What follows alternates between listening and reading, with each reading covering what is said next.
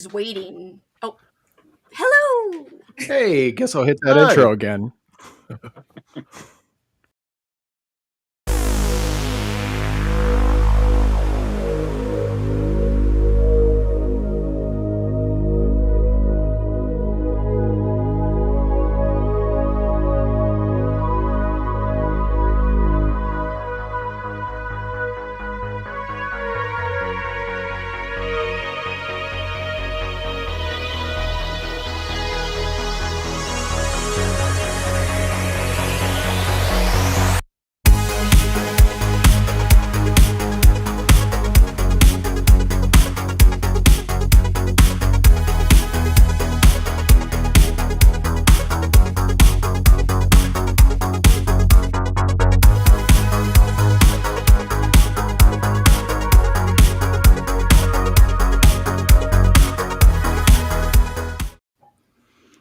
There we go. Technical difficulties. We're having a blast. Welcome to episode 7 of the Dread broadcast. Just me tonight. No Jonathan joining us, but that's all right. I've got an awesome panel of people and a special guest for us. So I'm going to start introducing the panel, and then we're going to jump into our special guest for the evening. So just starting in order on screen, skipping over our special guest, Jillian from Rated Horror. Welcome. Thank you for coming back. Yeah, I'm happy to be back. I'm based out of California, for those who don't know. I mostly talk about horror movies and recommendations and reviews on my Instagram and TikTok, and I'm excited to talk about a new found footage favorite of mine today. Awesome. Thank you. And then we have Matthew from Horror Madness. Thanks for coming out. Thank you for having me on for the first time. I appreciate it. I also am a movie reviewer. I am on TikTok, Instagram, and Facebook. I've been doing it for about 2 years now and been watching horror movies nonstop for about 38 years. So I go pretty expansive. And I am a huge supporter of indie film and also a huge supporter of just content creators in general. I am a legacy member of Cinema Society Saturday, where what we really did was we partner up and we pick a movie, and we started with 8 and now we have 70 content creators as a part of our group, and it is just a massive help for the community itself. Awesome. That is so cool. So cool. All right. And we have Sean from the Horror Vision. Welcome back. Hey, good to be back. The Horror Vision. So I created and co-host with a bunch of other miscreants the Horror Vision, which I've kind of started thinking as like the back of the bus of horror. So we try to review everything and really stretch the scope of horror. Got a little bit of shit from somebody recently for talking about Frankenstein, Guillermo del Toro. So I don't know. What? I like it when it's broader, you know. I like Yeah. all the flavors, and we just had a Noir Vember episode go up where we talk about the DNA relationship between the two genres. And I also create and co-host a podcast called Drinking with Comics, where we drink good beer and talk about good comics. And Awesome. I'm just happy to be back. I'm a novelist, but I'll talk about that in a little bit. And just really cool to see and or meet all of you. Awesome. Thanks for being back with us, Sean. And then Kelsey. Hello. Thanks for having me back. I'm happy to be here as per usual. Shout out. First episode without GC. We miss you. I know. We I miss you. was going to get there. GC, I hope you're watching, buddy. Just so that he knows he is missed, I am going to give him a big shout out. But in terms of me, you could find me on YouTube here at Slime and Slashers. I talk about mostly horror books, but I do love movies, specifically horror movies. I love that the most, but I'm also big into nostalgia. So if you guys are,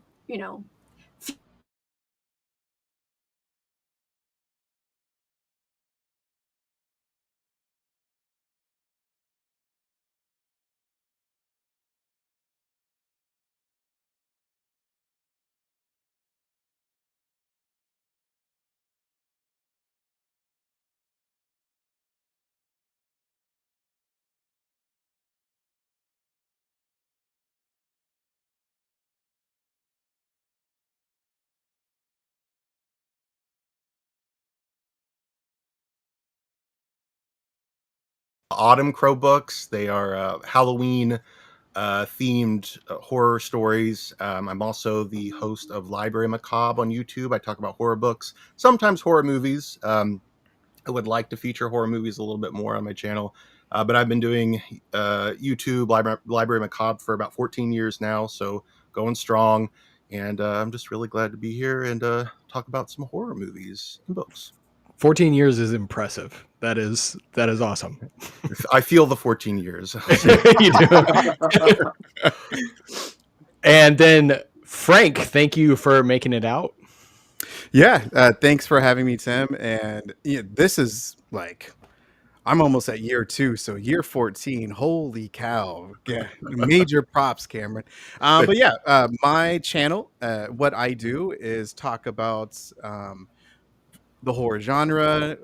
I collect movies, as you can see behind me. So I do reviews for physical releases, and just I don't know. I've been doing it for, like I said, almost 2 years, and I really love the whole community of the horror genre and physical media collectors. So it's been great. Awesome. Thank you. And last but certainly not least, Aaron, thank you. Of course. Hey, Tim. Hi, everyone. Aaron here from A&B Horror Movies. You can find me on YouTube. I do a lot of interviews on there. In fact, Kyle, I did have you and Aaron on not too long ago, so it's nice to see you again. I can't wait to chat with you about your film today. So A&B Horror Movies on YouTube. You can also find me on Instagram at Aaron's Movies 8587 and also AB Horror Movies on there as well. Nice to chat with. There's some new faces here and some familiar faces as well. So this is going to be a lot of fun. And if I haven't actually spoken to some of you in person, I do recognize you from Instagram and YouTube. So keep at it. Thanks for having me. Absolutely. So the good news is now Aaron and Kelsey are tied with GC for the most number of episodes. So because he's Hell tired yeah. tonight, you Oh are my now God. tied. You are now tied. So, and also our special guest for the night, the director of ZombieCon Volume 1, Kyle. Thank you so much for being here. Thank you so much for having me. This is going to be a blast. All right. So you were telling me beforehand you plan to hang out with us the whole time, right? Yeah, absolutely. Awesome. That is exciting. So let's get right into talking a little bit about ZombieCon Volume 1. I watched it today. It is a blast of a film. It was Thank so you. much fun. So I want to know a little bit about what was your inspiration for that film, both tonally and story-wise, because it is very unique. Tonally, I was trying to basically, I'm a huge anime fan, I always have been, and I wanted to basically do my version of a live action film with anime elements kind of meshed into it as much as possible. So I can draw a little bit. It's not very good, but this is kind of, me drawing an anime with a camera and live people. In regards to like the story in actuality and like the characters and the mashup between cosplays and zombies, that was kind of born out of a lot of things in my real life and stuff I kind of grew up loving, genres and fandoms, and kind of feeling a little bit like an outcast because of the love of those things. And the cosplay element specifically came into the kind of world of the movie because I went to my brother's house, and he's a huge like movie prop collector. His house is like a museum, kind of like a couple of the screens I'm seeing back here with just like a ton of stuff. And we were talking about doing a feature film. We landed on zombies pretty quickly. And I was sitting there having a few drinks, and I was like looking at a Captain America shield on a wall, and I was like, wow, that would be a fantastic thing for zombie self-defense and to kind of like beat a zombie up with. And then I'm like seeing other stuff in the house and like predator masks and all kinds of swords. And that was kind of the genesis of the whole cosplay angle and just trying to work that stuff into the film itself. I love that. That is awesome. I liked the blend because I am also you can't really see behind me. I have a Batman poster and a Spider-Man poster and then also horror movies. Like I love it all. So the blend of that kind of cosplay Comic-Con nature of it and then having that zombie horror element in it was a ton of fun. I haven't had that much fun with a zombie movie since Zombie Land. So I really enjoyed it. That means a lot. Thank you very much. Awesome. Really enjoyed it. So do you have, if you could, it's kind of you're an artist putting a piece of art out there, but do you have a scene that was your favorite to film?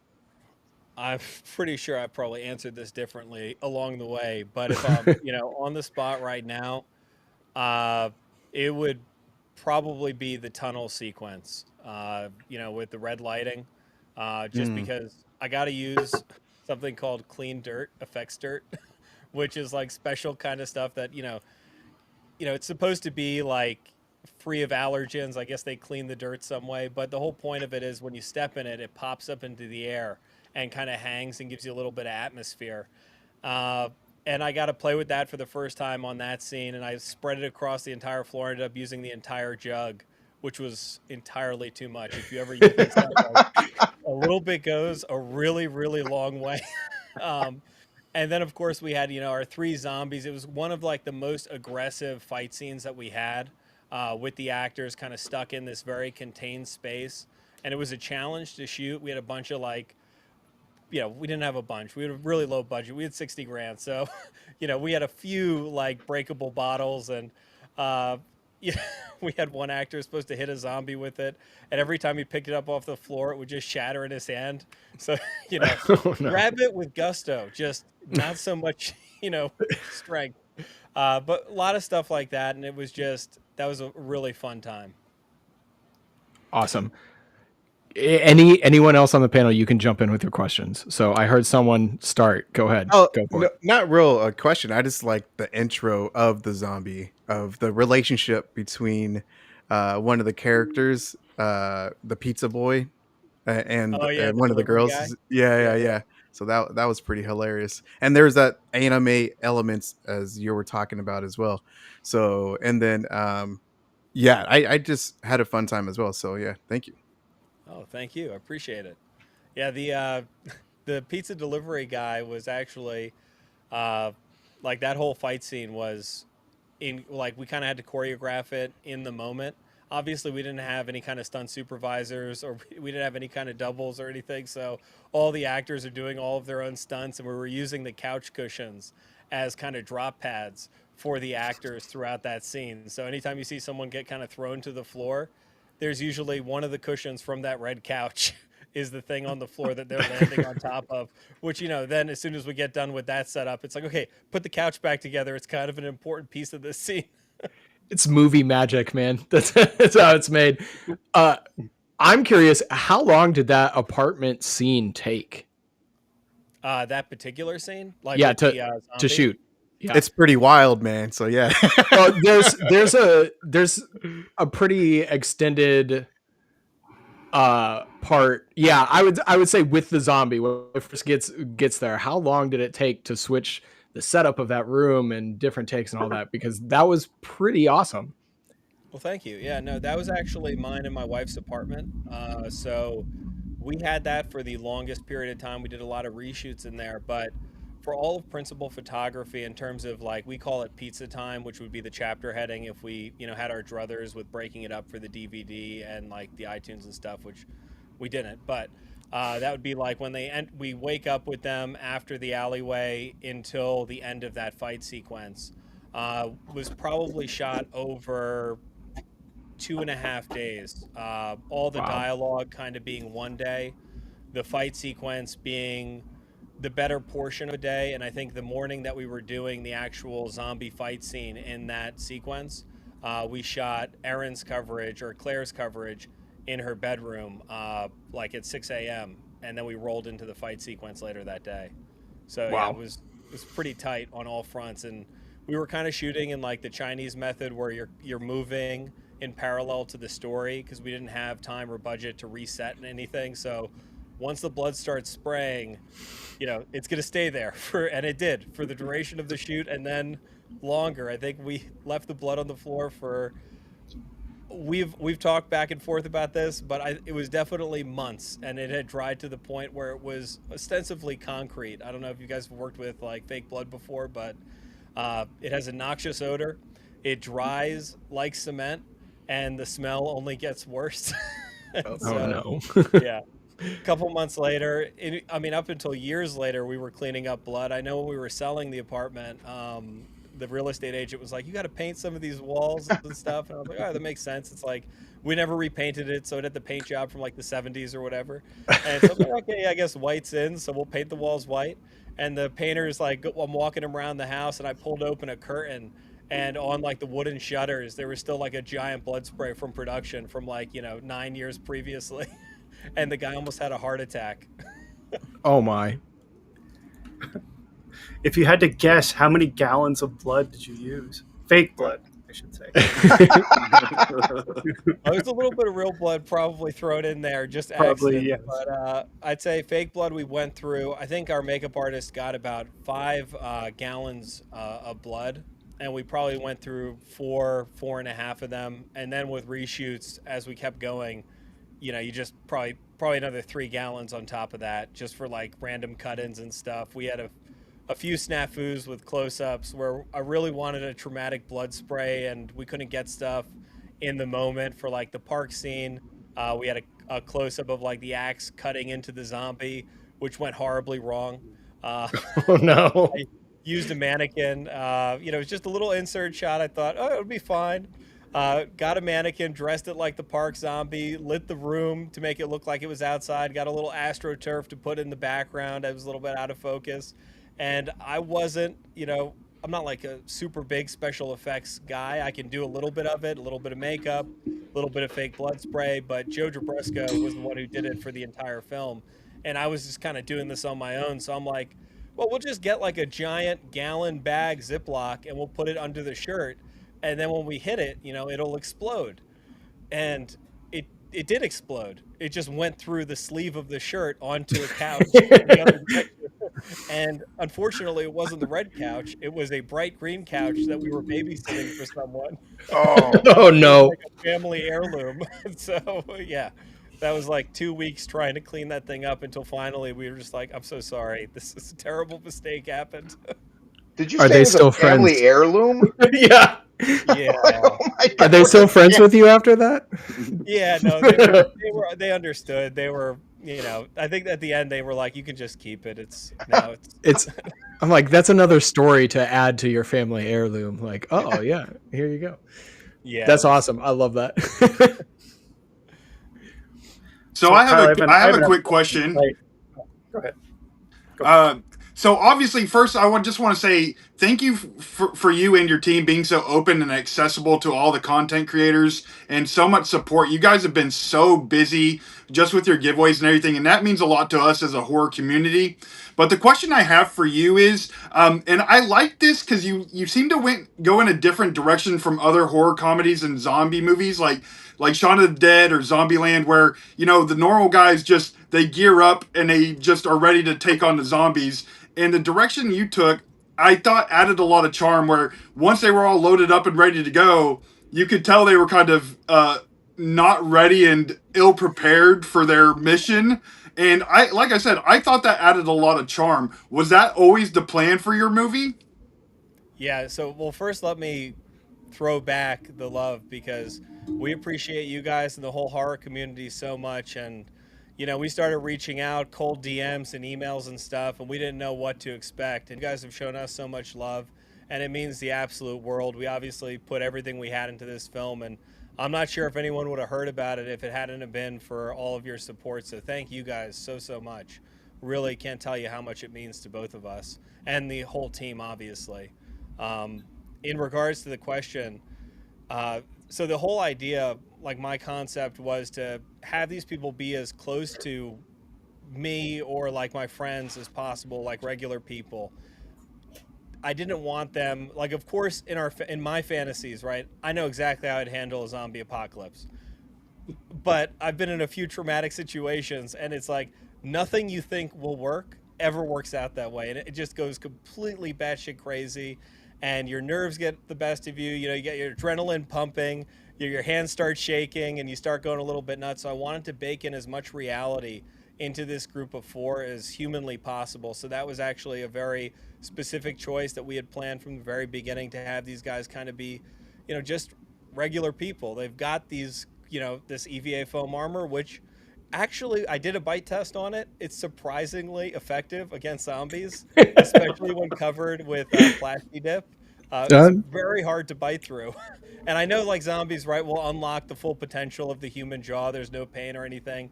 But I really tried to bite through it and I could not bite through it. So I would always count that as a definite go-to for zombie self-defense for any cosplayer. But yeah, so it was just supposed to be as real to life as possible. Even in like the news scenes, like there's stuff that people will never see, but all the little sublines in the news, I was really trying to get as accurate as I possibly could, as if this actually happened in real life, and I wanted the characters to reflect that. I'm glad you brought up those news scenes. I do like those. Those were great little inserts into the film that added some reality to the expanding world of the story. Those were excellent. Thank you. I don't know if you noticed the newscaster with the bandaged head who gets killed off screen, but you might be looking at him. I wondered when I was watching it. I was like, I wonder if the director makes an appearance in the film. So No, actually, we had to find creative ways to keep getting me in there. Again, limited budget. You can't really, just hire actors out of nowhere. So I'm Fritz the cameraman. It's the only time you kind of see my face. I'm the news guy with the bandaged face, which was our way to get around seeing my face twice. Bunch of the zombies that we kind of VFX'd in, like in this very quick shot where they're running into the tunnels. Uh, but yeah, a bunch of stuff that never made. Oh, a couple of the other newscasters. If you watch the news carefully, there are a few cutscenes, like a guy in the snow. That's me with like, I think we had like baby powder or something we were sprinkling on me and stuff like that. So that's amazing. Aaron, did you have a question for him earlier? Kyle. First off, I love your film. As you know, ZombieCon Volume One is just fantastic. So, Thank speaking of Volume One, will there be volumes 2, 3, 4, Thank and you. 5? So yeah, we've actually I've written 2 through 5. I've got the extended universe planned out to volume 10. Uh, it Whoa. doesn't technically end there. Again, this is an anime centric film, so the story arcs are very much like an anime. We've got a 10-year time skip between volume 1 and volume 2 Oh, wow. because it has been 10 years, and while all of our actors have aged beautifully, uh, just wanted to give it a little bit of space and not be like on top of itself, and also give the world time to breathe. My favorite type of zombie movie, or my favorite like moment in any zombie genre, is kind of after the collapse and seeing what humanity does when they build up, that new shanty city, you know, putting together weird odds and ends and kind of reconstituting technology to the best of their abilities. And that's kind of always been like one of my big go-tos. So I wanted to just jump to that as opposed to, having them trudge through a lot of the zombie territory that we've seen so much of and just kind of fast forward to it. So yeah, but volumes 2 through 5, hopefully we'll start pre-production on volume 2 next year. And yeah, it depends on depends on Fingers who crossed. finances it. If we have like scenes with thousands of zombies, or thousands of zombies creatively added, and I'm a bunch of zombies again. In the We'll background, definitely have stuff. will we Yeah, get to exactly. see? Will we get to see the routine of the protagonist that we didn't get to see at the horror con in No, Volume we're gonna Two? have to we're gonna have to I'm leave kidding. that to everyone's imagination. Again, that was Awesome. something that even when we were shooting it, all the actors were like, "What? We don't get to shoot our dance scene? Like, what's going on?" I'm like, All guys, the choreography we've been working Mm-hmm. on. we've got 3 hours to get this whole sequence where you guys win the trophy and get out of here, because we only had one day to shoot all of this stuff Oh on that wow. stage. So, time was our worst enemy on the entire film. I mean, the liquor store, we had 3 hours between 3 a.m. and 6 a.m. on the morning of 4th of July, which was a last minute get for a location after Wow. getting kicked out of our other location, which was a bar 2 days previously by like a big budget production. They were coming in, they could pay him a ton of money for this, bar location. And the bar owner calls me. He's like, "You guys, you're done. You're out of here. Don't come here in 2 days. I don't want to see your faces." I was like, "My man, we've got a contract." um, you know, Wow. I'll, and he's like, "I really don't care. Sue me." I was like, "Yeah, I'll sue you." I get off the phone. Aaron, do we know lawyers? How do we sue someone? And she's like, "We can't afford lawyers." And I'm like, "Dang it." Luckily, I get a call maybe 10 minutes after that from the I guess an AD or a PA on that bigger budgeted thing, which was We didn't find out what it was, but they had like 30 production trucks. We had a PA go check out exactly what was going on because we were all curious. But the guy calls me up and he's like, "Hey, I'm sorry, we kicked you out of your location. What can we do to make this right? You know, how much money do you cool. need? Whatever." And again, I looked at her and I'm like, "Well, what do I ask for?" She's like, "I don't know." I'm like, "Yo, take 800 bucks." And the guy's like, "Oh, yeah, yeah, we could do 800 bucks." I'm like, "Damn it, I should have asked." So, you live and learn. But anytime a big Hollywood production calls you, go through the litany of reasons why they're costing you money and let them put out the first numbers. I'm a horrible negotiator. My wife always handles that. She's like a champ when it comes to that. I'm like a very much, oh, that's the price. Okay, I'll take it. Yeah. type guy.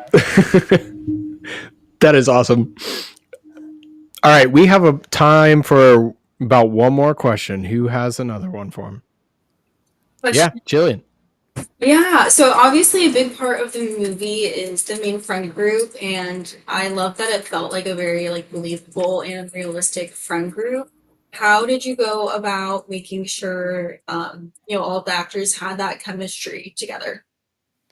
So I wrote the film with Aaron and Manny around our pre-existing friend group. When I first moved to LA, I met Punky in an acting class. He actually is the first person I did an acting exercise with, and we became super fast friends. We ended up moving into together just to save a ton of money on rent because single bedroom apartments in Los Angeles are extremely pricey, and two-bedroom apartments are significantly better. And since then, we were just working together on all kinds of stuff. Met Christian Casillas, who plays Javier, at the same acting kind of workshop, literally like a month later. And we then just started working together for the next couple of years. Manny, who plays Rocket, he started actually when we were kind of further into, owning a production company thing, and he started as an intern. And within like a month of him interning, it was obvious that he was like incredibly talented, and we want him to be a part of the team. So we offered him, equity in the company, and he joined the production company as a partner. And so that was and obviously Erin, the only way I could get her is I had to, propose to her, but that worked out fine. 10 years later, all is good. No, I'm kidding. But we actually met in a commercial acting workshop, and we started dating like a year after that. And so obviously she was in. And so the chemistry was kind of built in because we had worked together on so many different things. And because I wrote all of the characters with Manny and Erin, uh, knowing their personality so well and taking kind of what I knew that they would really excel out and turning it up to 11 Spinal Tap. Uh, but then, taking other elements and completely changing them. Really, the only character who is the complete flip of who they are in real life is Manny, who is the nicest person to the point where, like, you will think he's an evil mastermind, but no, he is just so nice that he will give you the shirt off his back, even if he's like on fire type of person. Like, the best person I've ever met. And obviously the character of Rocket is like a huge asshole. Well, not a huge asshole, but a quasi asshole. So for him, that was just a great acting exercise, and that was his first role, and I think he absolutely killed it in it. So, but yeah, that's how the friend group came together. Definitely. Punky's pretty badass. Is she like that in real life, man? Because she was awesome. I was going to say she is awesome. She's a standout in the movie. Yeah, No, she is. She's actually, if you can believe it, she's like even cooler in real life. She is like kind of one of those personalities and auras that you hear when people talk about like big time politicians and people when they walk into a room and they turn and face you. You like feel like, oh, there's a spotlight on me. This is awesome. I'm getting all their like. You just feel a glow. It's like that times 10. She just has that way. I guess maybe it's that Louisiana kind of New Orleans, people, vibe thing, and just her energy. It's infectious. She's hilarious, and she's definitely someone that if you get yourself in a spot, she's the one. You definitely want her to have your back because she will definitely go like Punky in the film, and she'll slap the shit out of you if you're messing up. But she'll also beat the crap out of anyone else who's giving you problems. Like, she is a fantastic human being. That is awesome. That is awesome. And good to hear because she was a standout watching the film. I have to confess, at a couple points, I was like, no, Rocket's not the leader of this team. Punky is. Punky is the one who rallies everybody and gets them going. And I was like, yeah, Punky is, I'd follow her in the battle. Yeah, and see, I wanted to. So I think Punky would have been a natural leader choice, but again, I was trying to make it a little bit more kind of quote unquote realistic. Mm-hmm. And Punky's attitude is a little bit like too calm to take responsibility all the time. So she's very much the mentor, right, to Rocket as he's kind of figuring out his journey. But it would have been a very interesting movie if Punky had been the leader. I don't know. I don't know how much we would have like battened down the hatches in the apartment if it was all up to her. I think they might have just been like, "It's up to us to take out all the zombies right now." Yeah, good point. Good point. All right. Well, Tim, Kyle, what? Tim, can I jump in with one last question? Yes. Kyle, can you say a little bit about your new film? I think it's called It's Watching. Yeah. Oh, Say yeah. a few words about that. Sure, yeah, it's a very just standard like straight up horror film, shot on a super low budget, even lower than ZombieCon. Uh, Frustrated filmmaker moves from Los Angeles to Atlanta in with his in-laws and pregnant wife. Really had to stretch the creative muscles here. I don't know if any of you know my story, but that's literally my story. Uh, and he ends up trying to unpack the house by himself, and in the while doing that, he's like, I'm gonna film one more film before I give this up, and things go terribly wrong. So that's like the short version. Very cool. You have my curiosity piqued. So, all right. Well, All right, Kyle, that's all thank you. I've got. Thank you. Yep. Thank you so much for joining us and talking about ZombieCon tonight. Really appreciate it. Hey, thank you so much for having me. I hope I didn't bore anyone with some of the esoteric points in there. No, I love the stories. I love the stories. All right, so we are going to jump into the next segment. So before I do that, Sean, you got crap for talking about Frankenstein because we're about to talk about Frankenstein. So Yeah, we got a message that said calling this film a horror movie is a stretch. yeah, I don't know, man. The internet's full of lovely people. I don't know. It was weird. Yeah, I would call it a gothic horror film for sure. It was a gothic horror film. Mm-hmm. So, and we'll talk a little bit about that. But the way we do things over on The Average, for those of you who are familiar with it, Aaron's been a guest on it. Sean's been a guest. We want to get the rest of you out. I know we've got something scheduled with Kelsey coming up in season 4.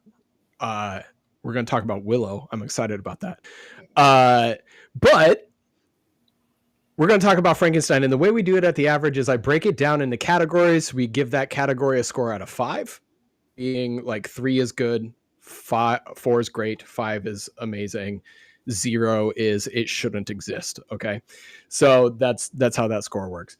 But each of you, if you've seen Frankenstein, feel free to chime in, join me. I'll try to keep it nice and quick so I don't take more than 10 minutes. But our first category at The Average, we talk about the story. So the structure of the film, how it might differ from the book. Who has actually read Frankenstein recently and remembers it? Okay, who wants to? All right, Sean, you want to touch on some narrative changes in the book or how the book is structured versus the movie? Yeah, I mean, before I saw it, I got to see it on the big screen, and that in Tennessee, that was surprising to me. But I had been told it was much more like Mary Shelley's novel, and it isn't. It's like, is it much more than James Whale's movie? Yes, but it kind of splits the difference, right? But there were like big things that took me a while because I had that expectation after hearing that going in. There were things that he had changed, and it took me a while to realize this is Guillermo del Toro's Frankenstein, right? So he's doing what he wants to do with it. And just like one of the big ones for me was in Mary Shelley's novel, Victor's family is a loving, like unbelievably loving family. Like so loving that, Elizabeth they find her in like basically a pauper's home where like they have all these other children. Like, yeah, she was just kind of abandoned and we took her in, and they take her in. So they spread the love. And in Del Toro's, it's, not the case at all. And you could see why he changed it. It definitely kind of, and I saw somebody say like, My Life in Letterbox, like, I don't know. They said like, I haven't seen it yet. I don't know that we're going to spoil anything. Like what I'm talking about right now is not really a spoiler, No, but, I don't think we'll try not to. just really big. I feel like that's such a big difference from the novel. It changes so much about the story, but it works for the movie for sure. It just took a Mhm. little bit getting used to. And then, stuff with the Arctic, it's there, but it's not. When it first starts, it feels a little bit more. I initially saw somebody coming out of like a festival review say this is an action movie. It's not. But It's a boring action movie if it is. well, I'm Definitely thinking, not did an they action watch the movie. first 10 minutes and leave? Yeah, Because for the real. first 10 minutes, maybe if you left after that, you'd be like, yeah, it was an action movie, screw it. But other than that, I know. So those are two big differences to me. Okay. Jillian, did you notice any major story Yeah, arc and I or did structure changes? read the book in college, and sadly, that was like several years ago. So if I'm misremembering, let me know. But I feel like in the book, you really had to figure out like who the true monster was, and like that's a lot of what the book was about. But in the movie, it's pretty obvious like who the monster is, which makes sense. That's kind of Guillermo del Toro's MO.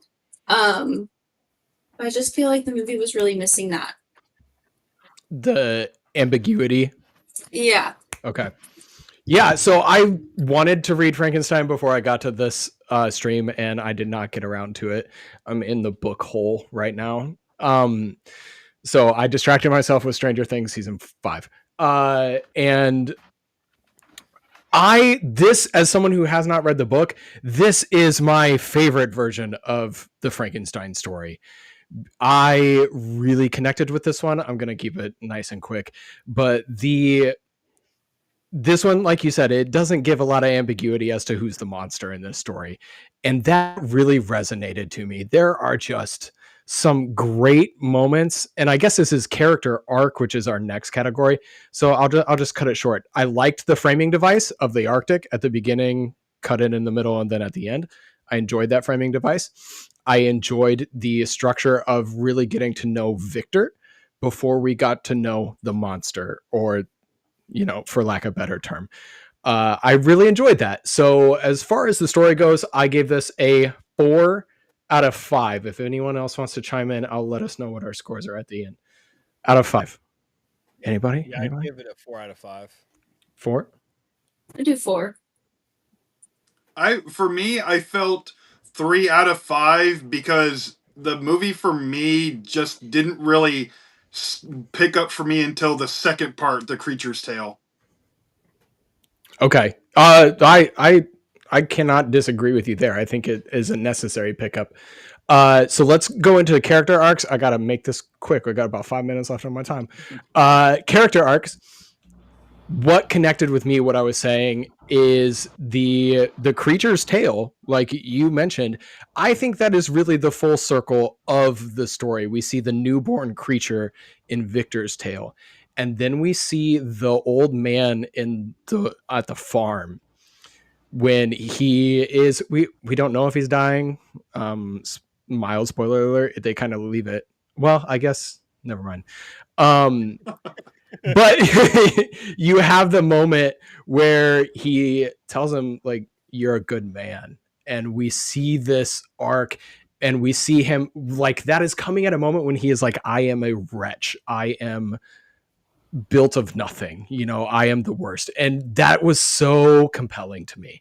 I love stories like that. I love that kind of redemption for the person who feels worthless. Like that was fantastic to me. So I really, and then we're not gonna spoil the ending, but the ending hammered this story home so beautifully to me that it is like, yeah, I can see why some people might say it's not horror, it's not scary, but it's definitely gothic horror in its nature and its structure, and kind of the examination of humanity is dark, but the ending of it is like, man, I texted my mom. I was like, Mom, you need to watch this movie. I was like, you might close your eyes a couple times. Okay, I can tell you what scenes they are, but the story is great. That arc is fantastic. So for me, the character arc is a 5. Yeah, I mean, for the titular characters, I'd go with a 5. I think without spoiling anything, the sexually transmitted disease spring up thing. I just seemed like he was like kind of jumping the shark with like the impracticality of doing it at that exact moment in time. And it seemed like he was a pretty smart dude. So I don't know why he thought after doing all this they could do that, but that would be my like only quibble with the character stories. Yeah, that's fair. That's fair.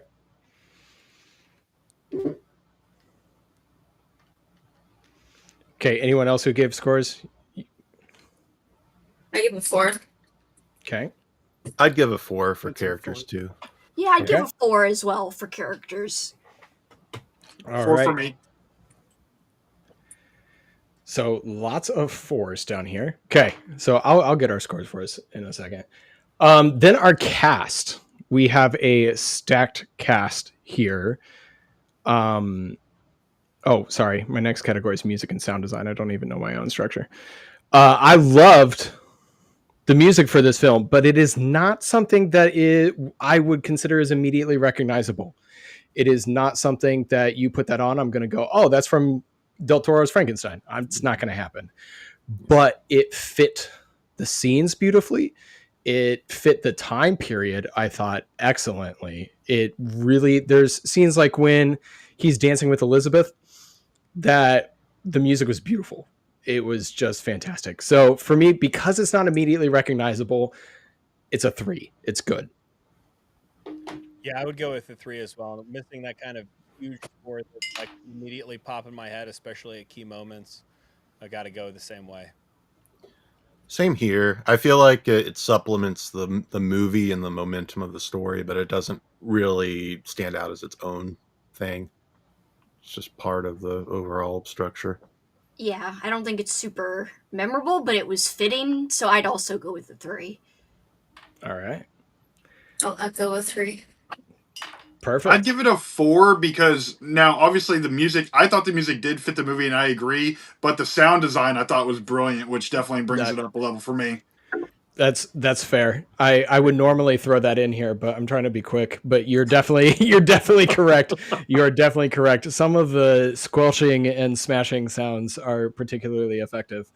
So I would agree with you there. All right. So on to music, sound design, editing, and special effects. I don't know how true it is because it blows my mind if it's true. The internet says this movie is about 90% practical. It is. There's a making of on Netflix. Okay, I need to watch that. I was because shocked how much practical was there. And I know Del Toro takes that stance. He would much rather have the practical than the CGI.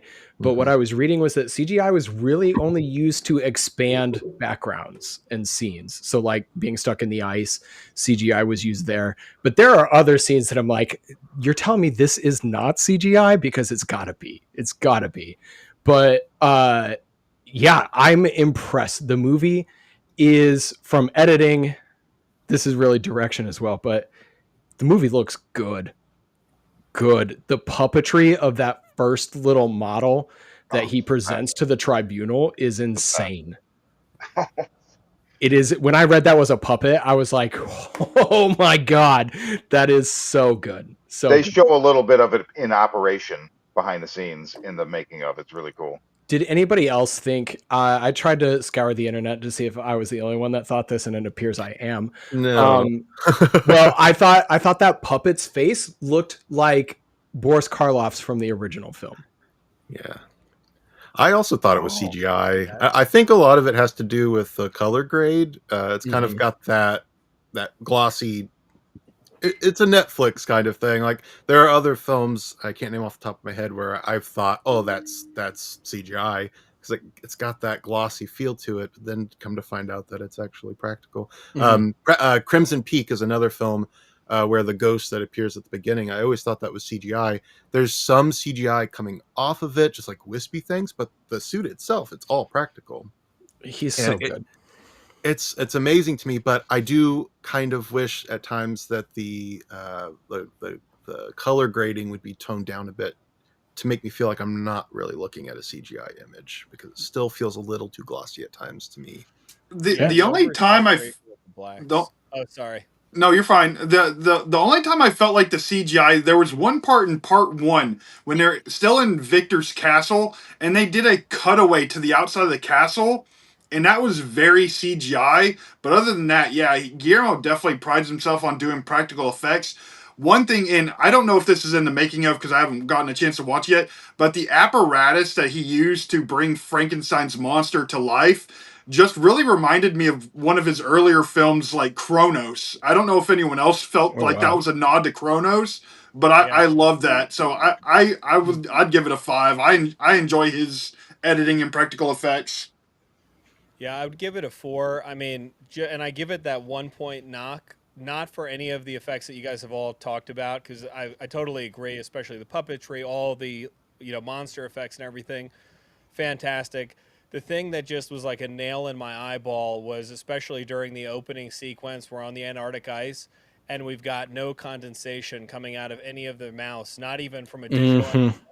And I'm a huge like fan of The Thing and The Exorcist, and like having refrigerated sets and getting that real for real. And they had the budget to do that. I know it's hell for everyone on set to do that, uh, but I would have loved to see that, just a little added bump in the element effects. And for me, the icebergs, honestly, they did not read as real. The kind of the fake snow and the way they were Yes. painted up. And and this comes from my own personal love of Guillermo del Toro. I hold him to a standard that's like far above almost every other filmmaker in terms of practical effects and kind of his artistic vision, because he is such a master of the craft. So for that, I'll just one little point. Yep. No, I think that is perfectly fair. Okay, I am going over my time, so I'm going to wrap this up real quick. I dropped the link for the rest of the scores if you want to fill out your scores, and I'll drop the total thing at the end. But this is how we do it at the average. We combine all of these scores to create a unique average that tells you essentially the final score is out of 50, and you can consider that 4 stars out of 5. If it's a 40 out of 50, 4 out of 5 stars. That's how that works. But for me, this movie comes in really pretty high. It's a 46. It's a 4.5 out of 5 stars for me. I loved this film. I've watched it multiple times already. It is very infrequent that I actually tell my mother to check out a horror film, and I would call this a horror film because it gets pretty graphic at times, but it's that dark look at humanity that is fantastic in this film, and it just looks amazing. Del Toro knows how to craft a movie, from the sets, the aesthetic, everything is so good. I saw someone complaining about the opulence of the film being a negative, and I was like, no, I love this. Let me just Why live in watch a this Guillermo little del world. Toro movie? Yeah, let me just live in this little world, and the paintings that he used as influence for the sets. I love it. So Frankenstein is a huge recommend from me. It is a slower film. It is gothic horror. You're not going to be terrified, but you are going to be invested and maybe forced to think about some things you don't want to think about forgiveness and moving on. And it's fantastic. So that wraps up my portion. I did go over. I'm so sorry. Jillian, take it away. I'm gonna be fast, so we can make up some time. But today I'm going to talk about the movie Faye. Has anyone on here seen Faye yet? It just came out this month. Yeah, I Yay, did as well. okay. I'm gonna give a Well, shout out too. please, It's so good. So yeah, good. please chime Yeah. in. The synopsis is: in the final phase of a trauma study, Maddie films her first nights alone since the incident, but as she records, the feeling of being watched returns. This movie was directed and written by the main actress, Madeline Doherty, which is super impressive. She just truly did such a great job. Like I said, it was released this month on Found TV. If anyone doesn't know what Found TV is, it's a found footage streaming platform. They do have a lot of indie found footage horror. I'm basically on it every single day watching movies, so definitely check it out if you haven't yet. What I did like about this movie is it's only about like an hour long. And I feel like that was really the perfect runtime. I appreciate that they didn't just add more to the movie just to make it longer. I feel like that 1 hour mark was just perfect for this. And the whole movie is filmed as a research study, and it includes footage from Maddie and the researchers, which I really loved. And I feel like sometimes that mockumentary style of found footage can feel really cheesy. I feel like I haven't seen a newer found footage movie do a mockumentary style that wasn't like low key making me cringe the whole time. But they just did such a great job in this movie that it made it feel much more believable and more realistic.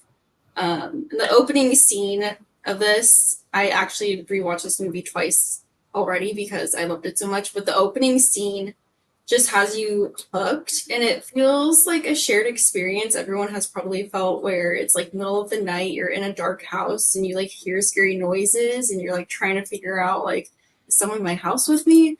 I just love that it kind of had that almost like nostalgic feel, like almost giving like Skinamarink vibes. So that just like hooks you in right away. It's definitely a slow burn. Most of the action happens towards the end. So if you're not a fan of slow burns, you probably will not enjoy this one. But I just really liked the build up they had in this. And it's really the type of movie where you just don't want to look away. Like I was up to the screen like this, like, is there anything in the background, like in the shadows, like trying to see like if anything was gonna pop out, because it just has this like eerie vibe to it. And I don't want to spoil anything, but I loved how they really showed us what was going on with this story and everything happening to our main character instead of telling us. I feel like the way they did it through all these different mediums was just perfect instead of just, here's what's going on. And yeah, overall, I just felt like it was one of the more realistic found footage movies I've seen in a while. I love when a good found footage like makes you forget you're watching a movie and you're like, oh my god, I can't believe this happened. I feel like there are a few moments where I felt that with this movie. So I definitely recommend giving this one a watch. Like I said, I've already watched it twice now. I'll probably watch it again next week because I enjoyed it so much. But yeah, I'm not sure if anyone else who's seen it has any thoughts to share. I loved it. Yeah, I completely agree. There's one where she's folding the laundry, and the things you see behind her. It's Yes. the most terrifying folding laundry scene you'll ever watch. and you'll think twice about ever folding laundry again with AirPods in, and not being fully aware of what's happening behind you. I mean, folding laundry by itself is pretty scary. So Yes, I agree. I was going to say I don't have to worry about this because my laundry doesn't get folded. So there you go. So you're safe. Yeah, it's so good. She's created something awesome with this film. I think it's free on YouTube too. Oh, there's awesome. another really scary moment in the woods. Jillian, you probably know what I'm talking about. A really good jump scare in there. For sure. Yeah. And the Prime TV is free, just so everyone knows too. Like, if you just watch it with ads, you don't have to pay to watch it. But yeah, the wood scene was definitely terrifying. Right. And I love that you're not sure if the main character is just going crazy, or if she's or if she's part of like this sort of underground birthing cult. And I won't say anything more. Ooh. I've not seen it, but you mentioned Skinamarink, and that's one of like the few movies that truly traumatized me. So I'm in. I will watch it. The whole movie isn't like that, but the scenes that are so intense and unnerving. And I feel like this movie too, like some found footage movies, like do a lot of glitches, and you're like, oh my god, stop! Like so many glitches, like you can't see what's going on. But the way over editing. Yeah, exactly. But the way they had the glitches in this movie, like, didn't take me out of it. You still got to see like a lot of what was going on. So I feel like that was really done well. So, yeah, that's all I really have to say. Definitely check it out. Awesome. You have me wanting to check it out. So that's great. And Found TV is free. I didn't know that. Yeah. So yeah. I canceled my Shudder when they jacked the price up. So that's all right. Just watch it with ads, or you can pay to watch without ads. But okay. Free. That is awesome. So Jillian, thank you so much for joining us and bringing that movie to our attention. Mm-hmm. All right, Matthew. All right, so I want to talk about something that's very near and dear to my heart. I was actually watching the local news, and I found out that a indie found footage, The Hem, was actually filmed about 15 miles away from where I live. So I started doing my research, and I reached out to the director Tyler Russell. I reached out to his film company, Howdy Films Texas, and I what I really enjoyed this, being a lifelong Texas resident. Um, you know, the movie itself starts out very much a slow burn. You have three documentary, and they are trying to figure out about the Rose Chapel and what happened to Isabella many years ago. So they're kind of walking around the stockyards and some actually pretty popular sites in the Fort Worth area, and a lot of people are hesitant to talk about what happened to Isabella.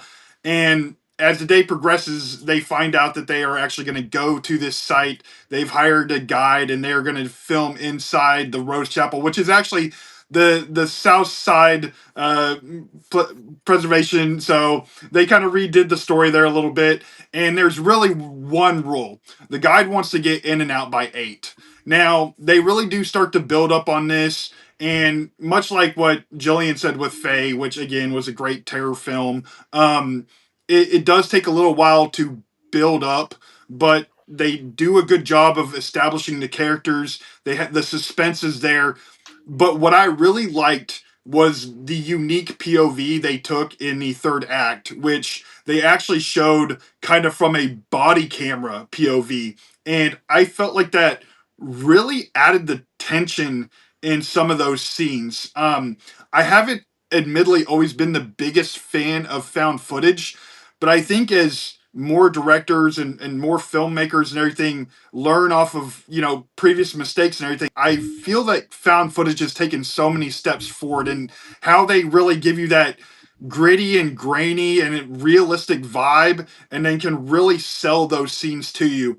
And I felt like The Hem was very effective in doing so. It's not the scariest film I've ever seen. It's doesn't have a lot of jump scares and everything like that, but I thought it crafted a really good story. And one thing I'll say is, when I go and I look at a film and I see a budget for a film, absolute kudos to that team, because I know how hard they had to work to make this project come alive. So I have to say, I found it over on Prime. It's $1.99 to rent. I think it is a great watch. And, for me personally, just that Texas connection, that for me is my passion, is to support independent. And I had to support Texas, So I definitely recommend checking out The Hem. Oh yeah. Yeah, we are familiar with that movie. I mentioned we had Tyler on the show. We didn't get a review of it because we were interviewing him. So it is great to have a review of the film. But yeah, I think quite a few of us on here got a chance to see that film, and it is a good little found footage treat. All right, Matthew, do you have more for us, or is that your conclusion? That's it for me. Awesome. Thank you so much for joining us. And then we are on to Kelsey. Do you need to go big screen so you can show off some wonderful little cover art? I don't have to, but We want to see the cover art, Kelsey. Sure, yes. There's cool covers, yes. Cool covers are Yeah. what do I don't know. I do judge books by their cover, so I mean, so do I. I'm a book collector, and so is Cameron. So we definitely judge books by their covers. But also, hopefully, their insides are good too. yes, So I agree. it depends, though. So I'm giving you guys some winter horror recs. They're not all going to be holiday themed, but some are holiday themed. Yeah. Everybody talks about Santa. I mean, normal people, I guess. I like Krampus. I like Krampus a lot. He's my boy, Krampy. Anyway, there's these collections, and I'm not a big fan of short story collections usually, but these two were I guess one of the first Christmas horror books I ever read a couple of years ago. This is He Sees You When He's Creepin', Tales of Krampus. It's an anthology edited by Kate Wolford, and it's actually really, really good. Tons of people doing different takes on Krampus. I remember there's one story that's kind of like Cinderella, but make it Krampus? I don't know. I can't really remember all the details, but I do remember it being fun. And then by the same editor, we've got Krampusnacht, 12 Nights of Krampus, and just really, really fun, different takes of Krampus, all kinds of stories. So I never hear anybody talking about these. So I like to shout these two out when I can, because if you're looking for a Krampus book, a lot of people know about Krampus by Brom, which I also like a lot. That's got a great audiobook. But if you're looking for like a unique Krampus short story collection, these two will do you just fine. Get your creeping and your Awesome. peeping on. So, because one's called "He Sees You When He's Creeping." Anyway, I don't know. I just like that name. And sticking with the Krampus theme, if you like middle grade, or if you have a kid, either or you could have both scenarios. You could have a kid and also like middle grade yourself. But this is Krampus Confidential. It's really, really cute. But what's fun about it is it's got like if you're an adult reading it, it's got some cute and fun references. Like it referenced Die Hard. It had some Krampus actual lore in here, so it was really, really fun. So it says it's almost Christmas, but the nights in Tinseltown are anything but silent. And there's a little 12-year-old Krampus, and he's a wannabe detective, and he tries to solve some cases around Tinseltown. I don't know. It's so cute. It's so ridiculous. Not horror heavy, but kind of got some horror vibes with a little mini Krampus guy. I don't know. That's him creeping and peeping. Anyway, moving on to kind of a book I read a couple of years ago. This one's a lot of fun. This is a horror book, an adult horror book. This is Secret Santa by Andrew Schaefer. Another cool cover, in my opinion. I like this cover. The gift that keeps on giving. All it wants for Christmas is you, says the tagline. I love a good cheesy tagline when it's good or extra cheesy, either or both. I'm like, yes. So I believe does this take place back in the day? I can't remember. Yes, it's the 80s, and back in the day. yes, The 80s. Yep. So this is not released in the 80s, but it's set in the 80s, and this woman finds a job at a publishing company. They don't traditionally really publish horror, but her job is to try to find like a hidden horror gem, like kind of think Stephen King. But anyway, she's going through all these manuscripts, and someone leaves like this secret gift on her desk, and then strange things starts happening, and this might have some folklore in it as well. This one's really good. Really quick, short, little, I would call it a novella. Yeah, it's just over 200 pages. I'd still call it a novella. So 210 pages, something really seasonal, really fun. Not too serious, not too super scary, but the vibes, if you're looking for holiday vibes, that has you covered.